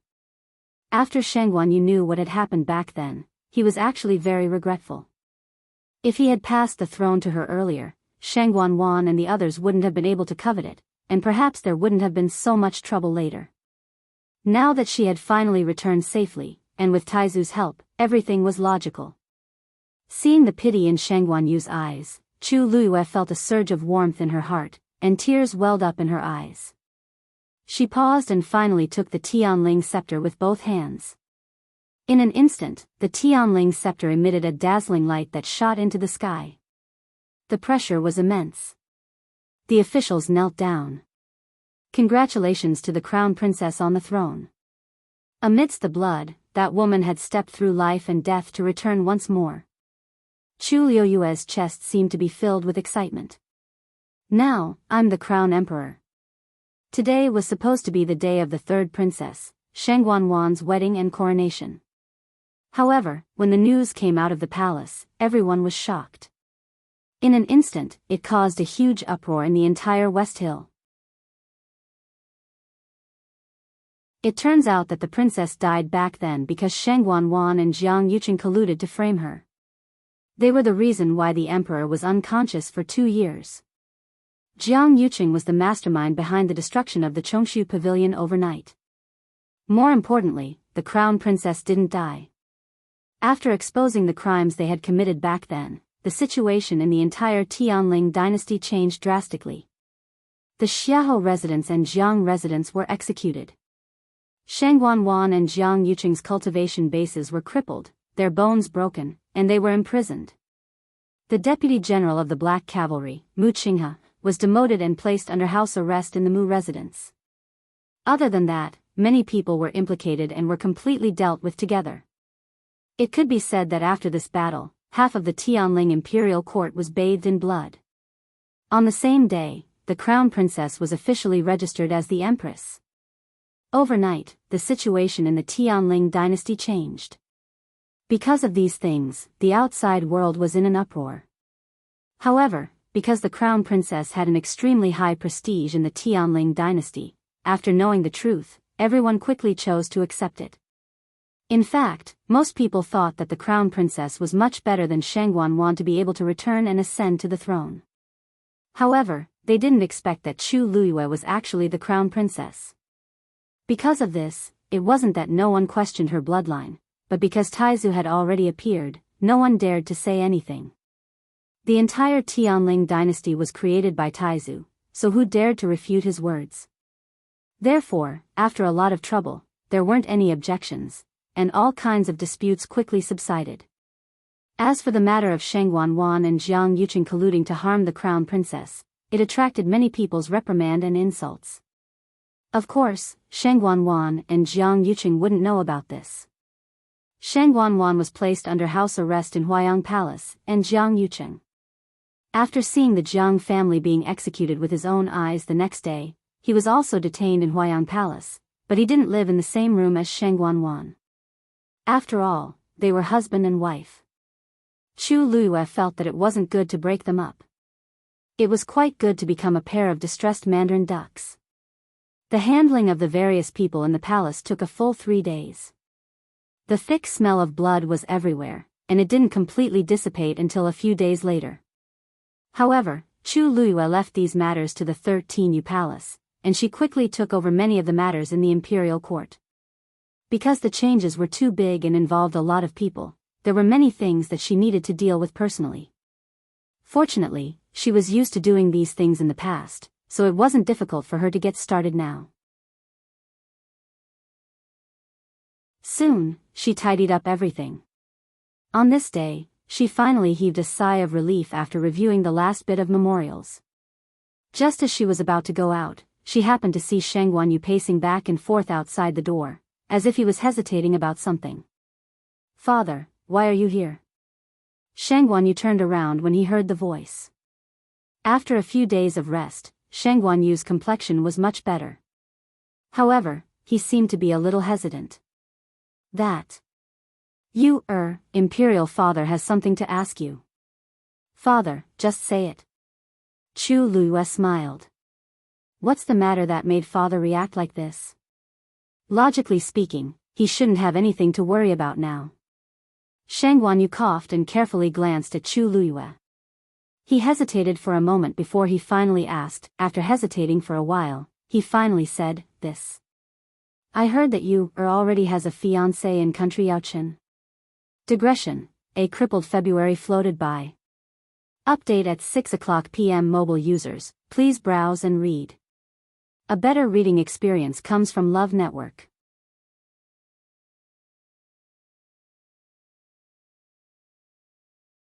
Chapter 903. Chu Luiyue didn't expect her father to come here for this matter. She couldn't help but smile and nod. Yes. Where did Imperial Father hear this news? Shang Guanyu didn't expect her to admit it so frankly. He was slightly surprised. "Oh, I happened to have a chat with Elder Song the day before. Everyone in the Chongshu Pavilion knew of Rongxiu's existence. After all, they had visited him in person and given him a lot of gifts. It was difficult to forget." Chu Luiyue had been busy dealing with the affairs of the imperial court these days and hadn't had time to have a good chat with Yuqi Song and the others. She didn't intend to hide it, so she nodded. "I see. I didn't want to hide this from you, but I've been too busy recently, so I didn't have time to tell you." Shang Guanyu felt a little relieved. Looking at his daughter's frankness, it should be okay. "Then, how is he?" "I heard that he is the Prince of Yaochen, called Rongxiu, right? How old is he this year? How is his cultivation? Most importantly, how does he treat you?"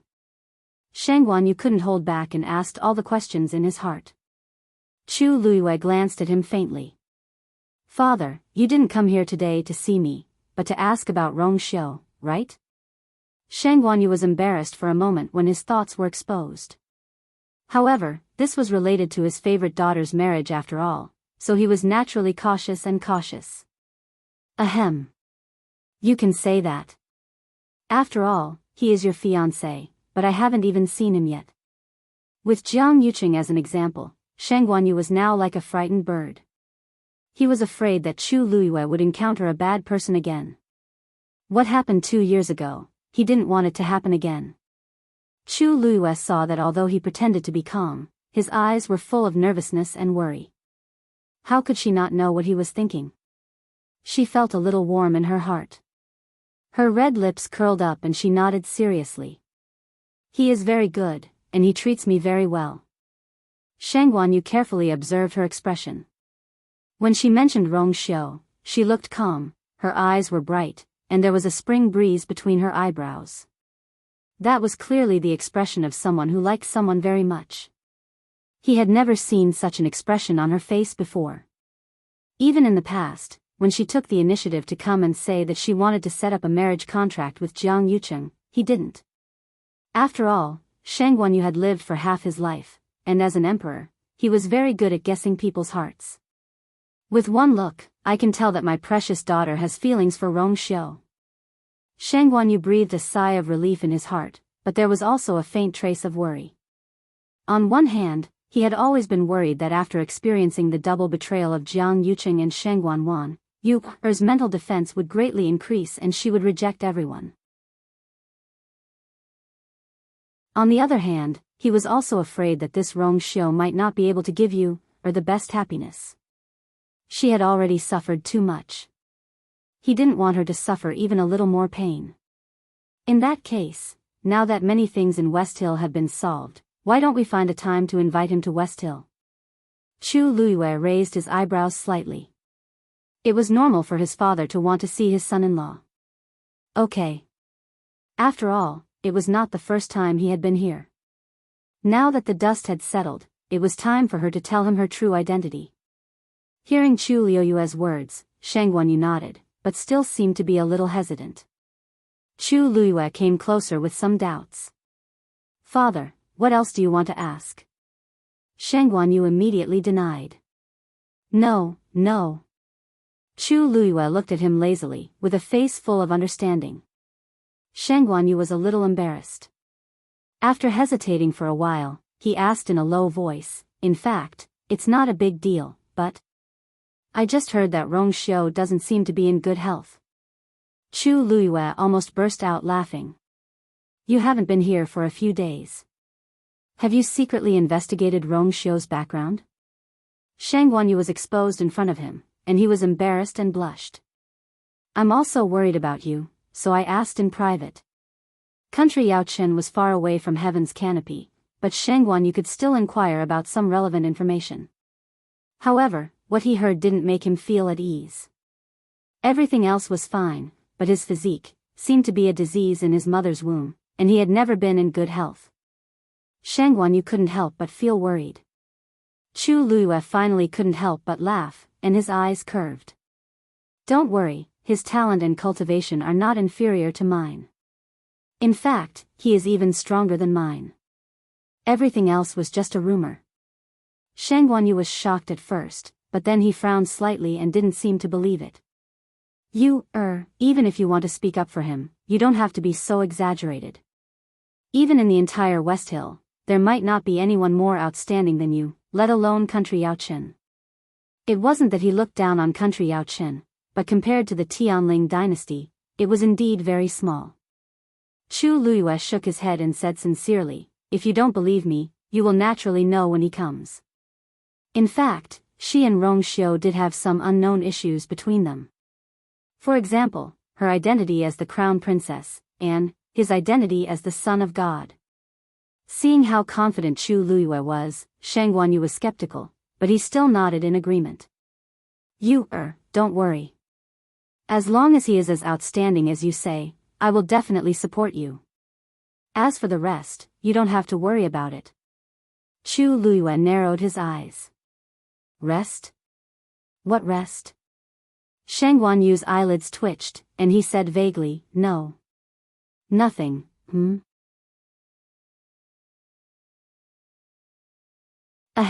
just. You see, now that you have returned safely and directly become the emperor, the courtiers are quite concerned about your marriage. Shang Guanyu glanced at her carefully. Well. You also know that many young talents in West Hill City are. Lord Zhao's second son hasn't married because of you. And the Sun family has been asking to see you for a few days. Chu Luiyue's eyes twitched fiercely. What the hell is going on? I haven't even settled down on the throne, and they are already putting my marriage on the agenda? But there's no need to be so anxious. How can there be no hurry?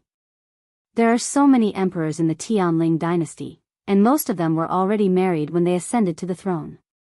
Some of them were married on the day they ascended to the throne, and the worst ones were also engaged. Only you. Now that you are engaged, they don't know much about it, but even if they know. Shang Guanyu didn't finish his words, but Chu Luiyue knew what he meant. Even if they knew that she was engaged to Rong Xiu, they probably wouldn't like her.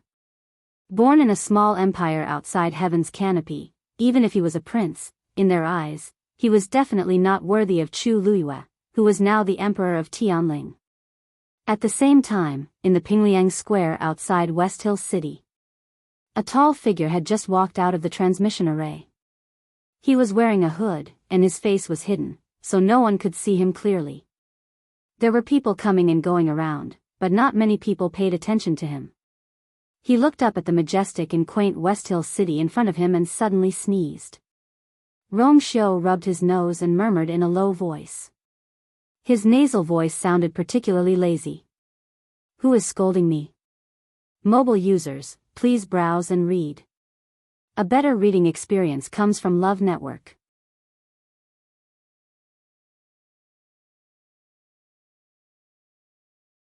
Chapter 904. Chu Luiyue, who was still in the palace, did not know about the news of Rong Xiu's arrival in the West Hill. After comforting her father with great difficulty, she went straight to the Huayang Palace. The once bustling Huayang Palace was now deserted. Apart from the Black Cavalry, who were strictly guarding the inside and outside, there was not even a palace servant to serve. Chu Luiyue walked straight into the main hall of the Huayang Palace. After entering the room, she was hit by an unpleasant smell. The whole room was a mess and extremely dirty. And in the pile of rubbish, she could barely see a person lying down. It was Shang Wanwan. Because there was no one to take care of her injuries, they repeatedly festered and festered. But every day, Chi Han would specially come over and feed her an elixir to keep her alive. In this way, she could not die or fall into a coma. She could only bear this terrible torture with a clear mind. There was no distinction between day and night, and there was no end to it. Hearing the sound, Shang Wanwan thought that Chi Han had come, and she did not move. Anyway, she did not have the strength to struggle. She could only live like this every day. After these few days of torment, she no longer had any thoughts in her heart. Her only thought was that she would be lucky one day and die directly. Looks like you're doing well. A familiar voice sounded. Shang Wanwan was shocked. She looked up in horror and realized that the person who came was actually Chu Luiyue. Today, she was wearing a simple and elegant white dress. Her black hair was like clouds, and she only wore a peach blossom hairpin on her head. At a glance, she looked pure and noble. She was lovely and moving. Who would have thought that such a person would use such cruel means to force her, Shang Wanwan, into such a hopeless situation? The surrounding filth seemed to have nothing to do with her. She stood there as if she was high and mighty. Shang Wanwan knew that she was back. She was really back. What are you doing here? Shang Wanwan struggled to spit out a sentence, but it was weak. Chu Luiyue smiled faintly.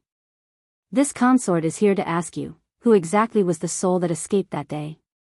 What was its relationship with you, and how much did it help you? Shang Wanwan was silent for a while. I can tell you, but, if I do, you have to promise me that you'll kill me. She really couldn't continue living like this. Chu Luiyue raised her brows, and a smile appeared in her eyes. Do you think you still have the qualifications to negotiate with me? If you want to say it, then say it. If you don't want to say it, I have plenty of time to wait. After saying that, she turned around, as if intending to leave just like that. Seeing how straightforward she was, Shang Wanwan also panicked. Wait. I'll talk. I'll tell you now. As if she was afraid that Chu Luiyue would go back on his word, she took a deep breath and said everything she wanted to say. I also don't know when that person appeared in my body. I also don't know who he is. All these years, he was the one who instigated me to do those things. Back then, he was also the one who hinted to me to harm you. And the method to repair your Yuan meridian. Chu Luiyue narrowed his eyes and thought for a moment. Back then, when you attacked those people in Dahuang Swamp, he was the one who taught you? Yes. Yes. In that case, He was already hostile to me, so he manipulated you to do those things? That's right. If it wasn't for him, I definitely wouldn't have the guts. I swear. Chu Luiyue paused for a moment as many thoughts flashed through her mind. Seeing Shang Wanwan like this, what she said should be true. She had deliberately locked her up and left her out for a few days to torture her. On one hand, she wanted her to repay the debt from back then. On the other hand, she wanted to push her to the brink of collapse so that she would tell the truth. At this point, there was no need for her to lie. It seemed that she wouldn't be able to get anything out of her in this regard. Chu Luiyue was a little disappointed. That person was very powerful. It was also within her expectations that Shang Wanwan would be controlled by him. Perhaps she didn't know that person as well as the Taizu did. Was it your idea to attack me, or Jiang Yucheng's? Chu Luiyue changed the question. It was his idea. He came to me of his own accord and said that he liked me, and said that he wanted to be with me forever. Shang Wanwan's voice gradually trembled as she spoke. She felt like a fool who had been played in the palm of Jiang Yucheng's hand without realizing it. Unfortunately, back then, she had secretly given her heart to Jiang Yucheng. How could she tell the truth from a lie? When he came to me, he had already started to poison you. From the beginning to the end, the one who wanted to kill you was Jiang Yucheng. Although I hate you, I don't have the means or the guts to do it. Speaking of which, I'm just his assistant at best. If you want to take revenge, just go and find him. With that said, Shang Wanwan laughed at herself. It's ridiculous to say that in his study, there is a portrait of you from 10 years ago. From the day you became of marriageable age, he liked you. But in the end, didn't he still try to kill you? Chu Luiyue didn't say anything. She couldn't bear Jiang Yucheng's so-called love. But as for why he did this, she was afraid that she would have to find him and ask him personally to know. Thinking of this, Chu Luiyue turned around and left. Shang Wanwan hurriedly called out to her, wanting her to end herself, but Chu Luiyue's figure had already disappeared. In the end, Shang Wanwan's voice was so hoarse that it almost bled. Gradually, she fainted again. Not long after, Chihan came over and woke her up again. She had to endure the pain and torture that seemed to never stop. Chu Luiyue didn't care about everything that happened in the main hall. The 13th you had been by her side for a long time, so she naturally helped her take care of many things. After leaving the door, she turned around and entered the side hall. Jiang Yucheng was among them. His situation wasn't much better than Shang Wanwan's. But his mental state was much better than Shang Wanwan's. Hearing the sound, he slowly turned his head. Seeing that familiar yet strange face, his heart moved slightly, and a wave of emotion rose in his eyes. Chu Luiyue didn't dress up today, but after regaining her identity, she didn't hide her aura anymore, adding a bit of coldness and nobility. Even if she was only wearing a simple long dress, she was still so beautiful that people couldn't take their eyes off her. Jiang Yucheng didn't know if it was an illusion, but he vaguely felt that Chu Luiyue seemed to be more and more similar to the Shang Guanyu of the past. In the past, there were only 20% of her facial features and 30% of her expression, so there was a total of 50% similarity. But now, the girl's gradually opened appearance had 70% of the charm of the past. Especially when Shang Guanyu was the same age back then, it was as if they were carved out of the same mold. In this world, could there really be two people who looked so similar? Or was it because the core inside had changed, so they were more similar? Chu Luiyue didn't know what he was thinking at this time, so she went straight to the point. I'm here today to ask you something. Did I ever tell you to cancel the engagement? Mobile users, please browse and read. A better reading experience comes from Love Network.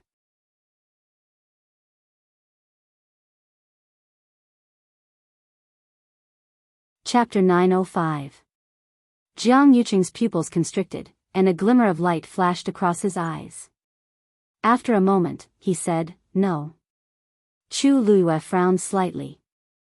Actually, on the night she revealed her identity and officially ascended the throne, she had a very long dream. The entire dream was fragmented, with only a few incoherent fragments. After waking up, she had forgotten most of it, only vaguely remembering a few scenes. Other than the octagonal pavilion by the cliff that she had seen at the beginning, there were many unfamiliar scenes in the dream. She had never been to those places, but for some reason, they felt very familiar. More importantly, she remembered the details of some of the scenes clearly. It was as if she had seen them before. After waking up, she tried to draw these scenes, but as soon as she picked up the brush, she almost completely forgot. She couldn't even draw a blurry outline. Other than the octagonal pavilion on the cliff, everything else became blurry. Other than that, the clearest was Thousand View Garden. She dreamed that she was standing by the lake, and Jiang Yuqing was standing in front of her. She seemed to have said something, and there were a few sensitive words. Engagement, cancellation, agreement. After waking up, Chu Luyue thought for a long time. She felt that this dream wasn't completely a dream. There were many things in it that might be related to the part of her memories that she had lost. If all of that really happened before. I guessed that I went to find Jiang Yuqing back then to cancel the marriage agreement. After waiting for a few days, she finally came here to see him and ask this question. But she didn't expect Jiang Yuqing to say that he didn't. Chu Luyue didn't quite believe it. Really? Jiang Yuqing looked at her doubtful expression, and for some reason, a subtle smile suddenly appeared on his face. Now that things have come to this, why would I lie to you about such things? Back then, she indeed didn't mention canceling the engagement. Because at that time, they had just agreed to pick a time to set the engagement, but before they could do it, she found him again and proposed canceling the engagement. Because she said that she had someone she liked. But in the end, the engagement was still set. But that was in the future. For her to ask such a question, it was obvious that she couldn't remember what had happened back then at all. Jiang Yuqing didn't intend to explain, nor was he interested in repeating what had happened back then. After all, in his opinion, those experiences weren't worth recalling or remembering. Chu Luyue stared at Jiang Yuqing, repeatedly thinking about the truth of his words. Yesterday, the Jiang family's residence was sealed. She suddenly changed the topic. Jiang Yuqing's face froze for a moment, but it was gone in the blink of an eye. Only a faint redness could be seen in his eyes.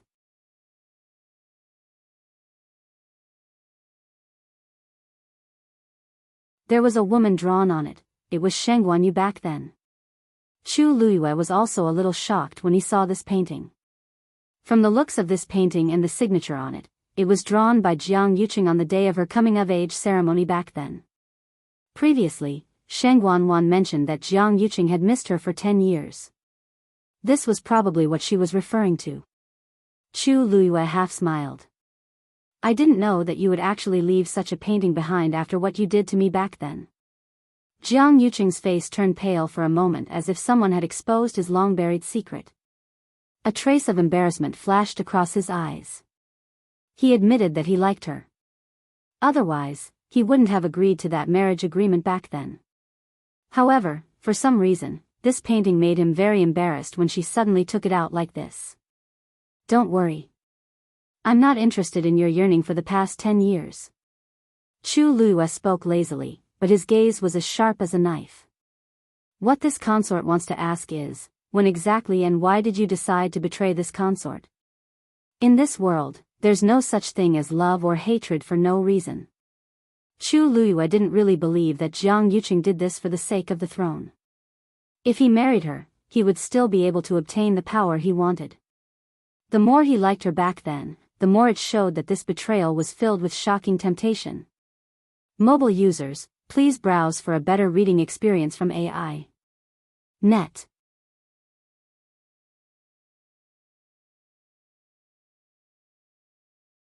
Chapter 906. In the face of Chu Luyue's questioning, Jiang Yuqing chose to remain silent. His mouth was tightly shut, and he refused to say anything.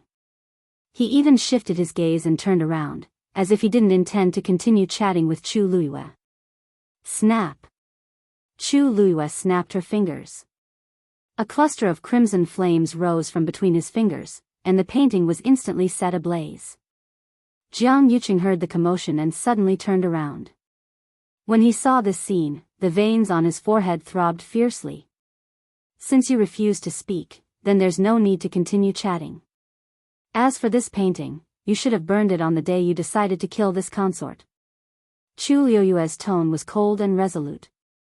Seeing this painting would only make her feel more disgusted. Who was he pretending to be infatuated with her all these years? If he still had the slightest bit of sincerity, he wouldn't have done those things back then. Absurd, laughable. The painting was quickly devoured by the flames, and finally turned to ashes. When the last bit of starlight was extinguished, Jiang Yuqing's face flickered for a moment. He seemed to want to snatch the painting, but in the end, he didn't do anything.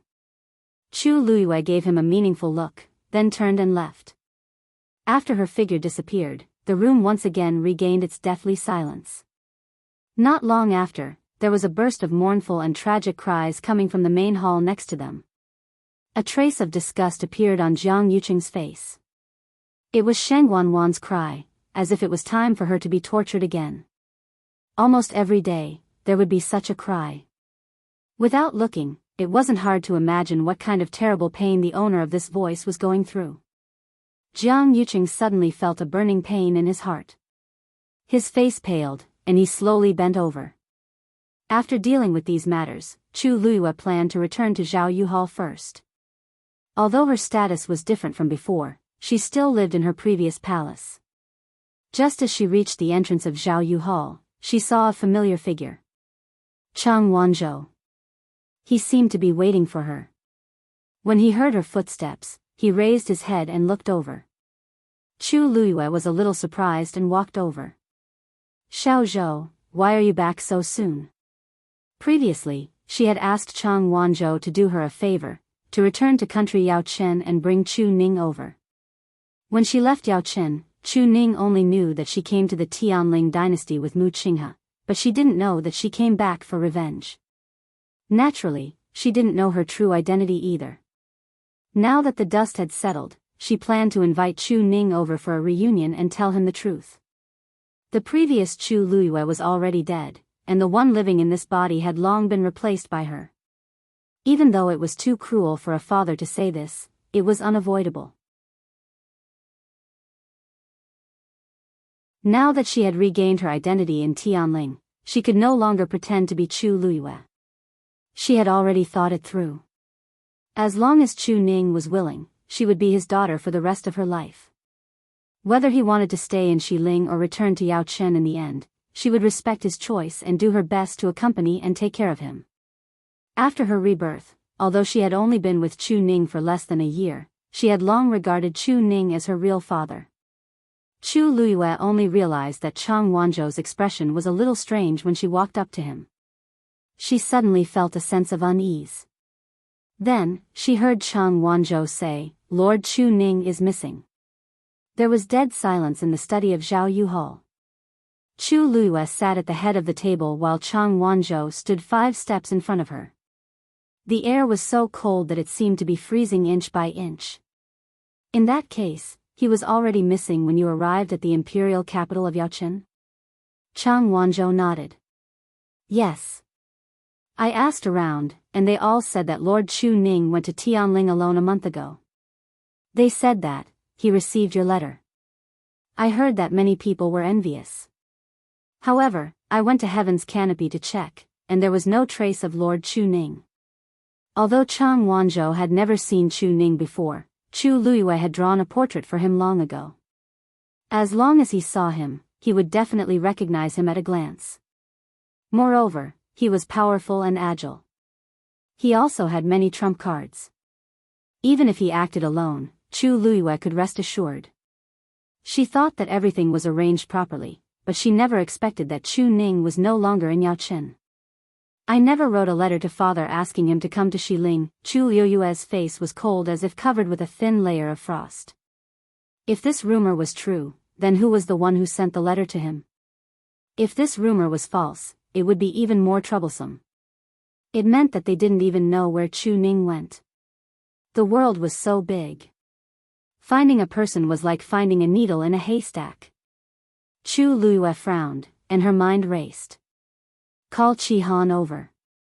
The The moment Chi Han entered the room, he felt that the atmosphere was a little strange. Your Highness. He cupped his fists and bowed respectfully. Chu Luiyue didn't beat around the bush and asked directly, Chi Han, you've been in charge of the letters between father and I, right? Chi Han was stunned and immediately said, yes. Other than the first letter I wrote to father to tell him that I'm safe, I didn't write a second one. Has there been a letter from father? Chu Luiyue paused and tapped her fingers on the table. According to the news that Xiao Zhou found out, father had already set off for West Hill a month ago because he received my letter. However, there was no trace of him until now. When Chi Han heard this, he also realized the seriousness of the matter.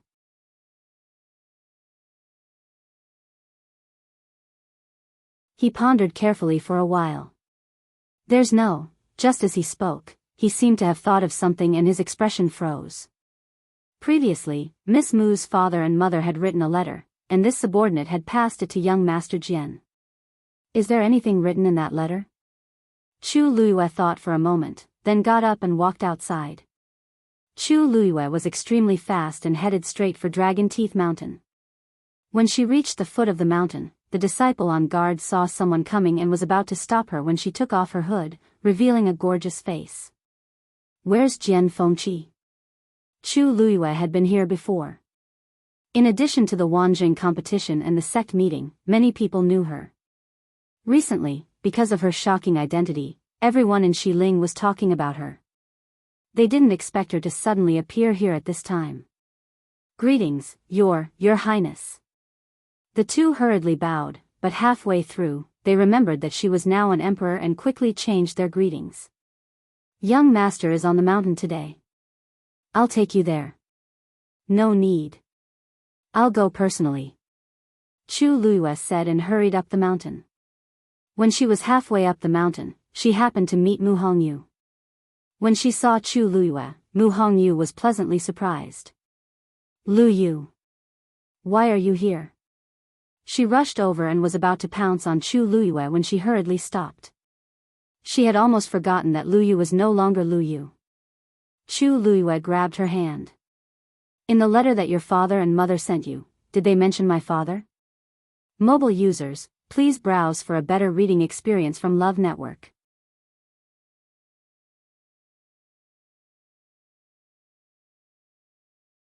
Chapter 907. Mu Hongyu was stunned. I think it was mentioned. Wait a minute. As she spoke, she rummaged through her interspatial ring and took out a letter after a short while. She had always been very careful with the letters from Yao Chen. This letter was handed to me by young master a few days ago. As Mu Hongyu spoke, she handed the letter over. It only mentioned one sentence. Chu Luiyue opened the letter and skimmed through it. As expected, she saw a sentence at the end. It said that Chu Ning had received her letter and was planning to go to the West Hill to reunite with her. During that period of time, Mu Hongyu's parents had been staying in the capital. When they heard the news, they were very envious. They wanted to come and see Mu Hongyu, but after considering many factors, they couldn't go together. Chu Luiyue looked at the date. It was indeed a month ago. She frowned. The distance between the capital of Yaochen and the Tianling West Hill was more than tens of thousands of miles. Most importantly, there was also the heavens canopy. What kind of news did father receive to come to the West Hill so decisively? One had to know that with his strength, if no one led him, it would be impossible for him to find those teleportation arrays, let alone reach them safely. It was impossible for him not to understand these principles. But he still did it. Was it because he was confident, or because someone had helped him, or was he coerced? So much time had passed. I wonder how father is doing. Seeing Chu Luiyue's grave expression, Mu Hongyu also sensed that something was wrong. What's wrong? Is there a problem with uncle?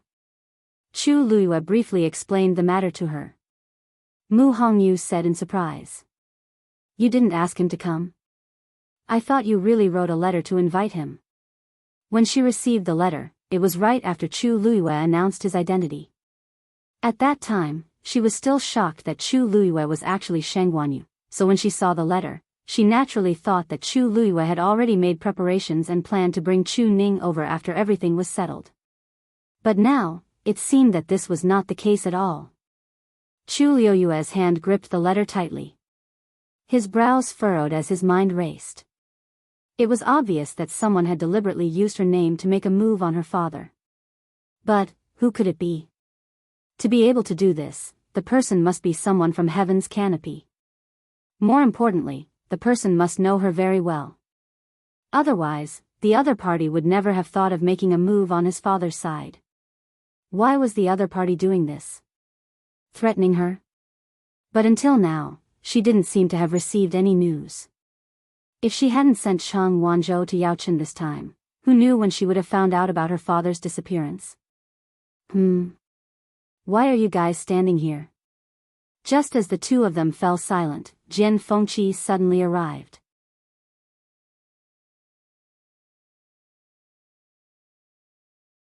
Seeing her worried expression, Mu Hongyu couldn't help but pat her hand gently. Lu Yu, don't worry. Uncle is a good person, and nothing will happen to him. Chu Luiyue sighed softly. I hope so. Jian Fengqi looked at the two of them overlapping hands at the side, and his eyes flickered slightly. Shang Guanyu was indeed different from before. In the past, when she was the Empress, although she was very amiable, she always carried a faint aura of alienation and nobility. Actually, it wasn't intentional. It was because she was too outstanding from the moment she was born, which caused her to have an indescribable sense of loneliness.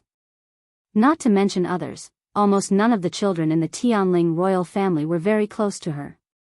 Everyone subconsciously looked up to her, so naturally, they distanced themselves from her. Perhaps it was because of this that she was so good to Sheng Guanwan, who was closer to her, back then. Even Mu Qinghe later, after returning from the tribulation, her personality had obviously changed a little. She had the most trusted friends and many things that she didn't have before. She seemed to have become a lot more real. Thinking of this, Jian Fengqi hesitated for a moment before finally asking, have you seen Mu Qinghe? Mobile users, please browse for a better reading experience from Love Network. You're tuning in to the Romantic Tales YouTube channel. Don't forget to subscribe and join us on this journey to catch the most captivating stories.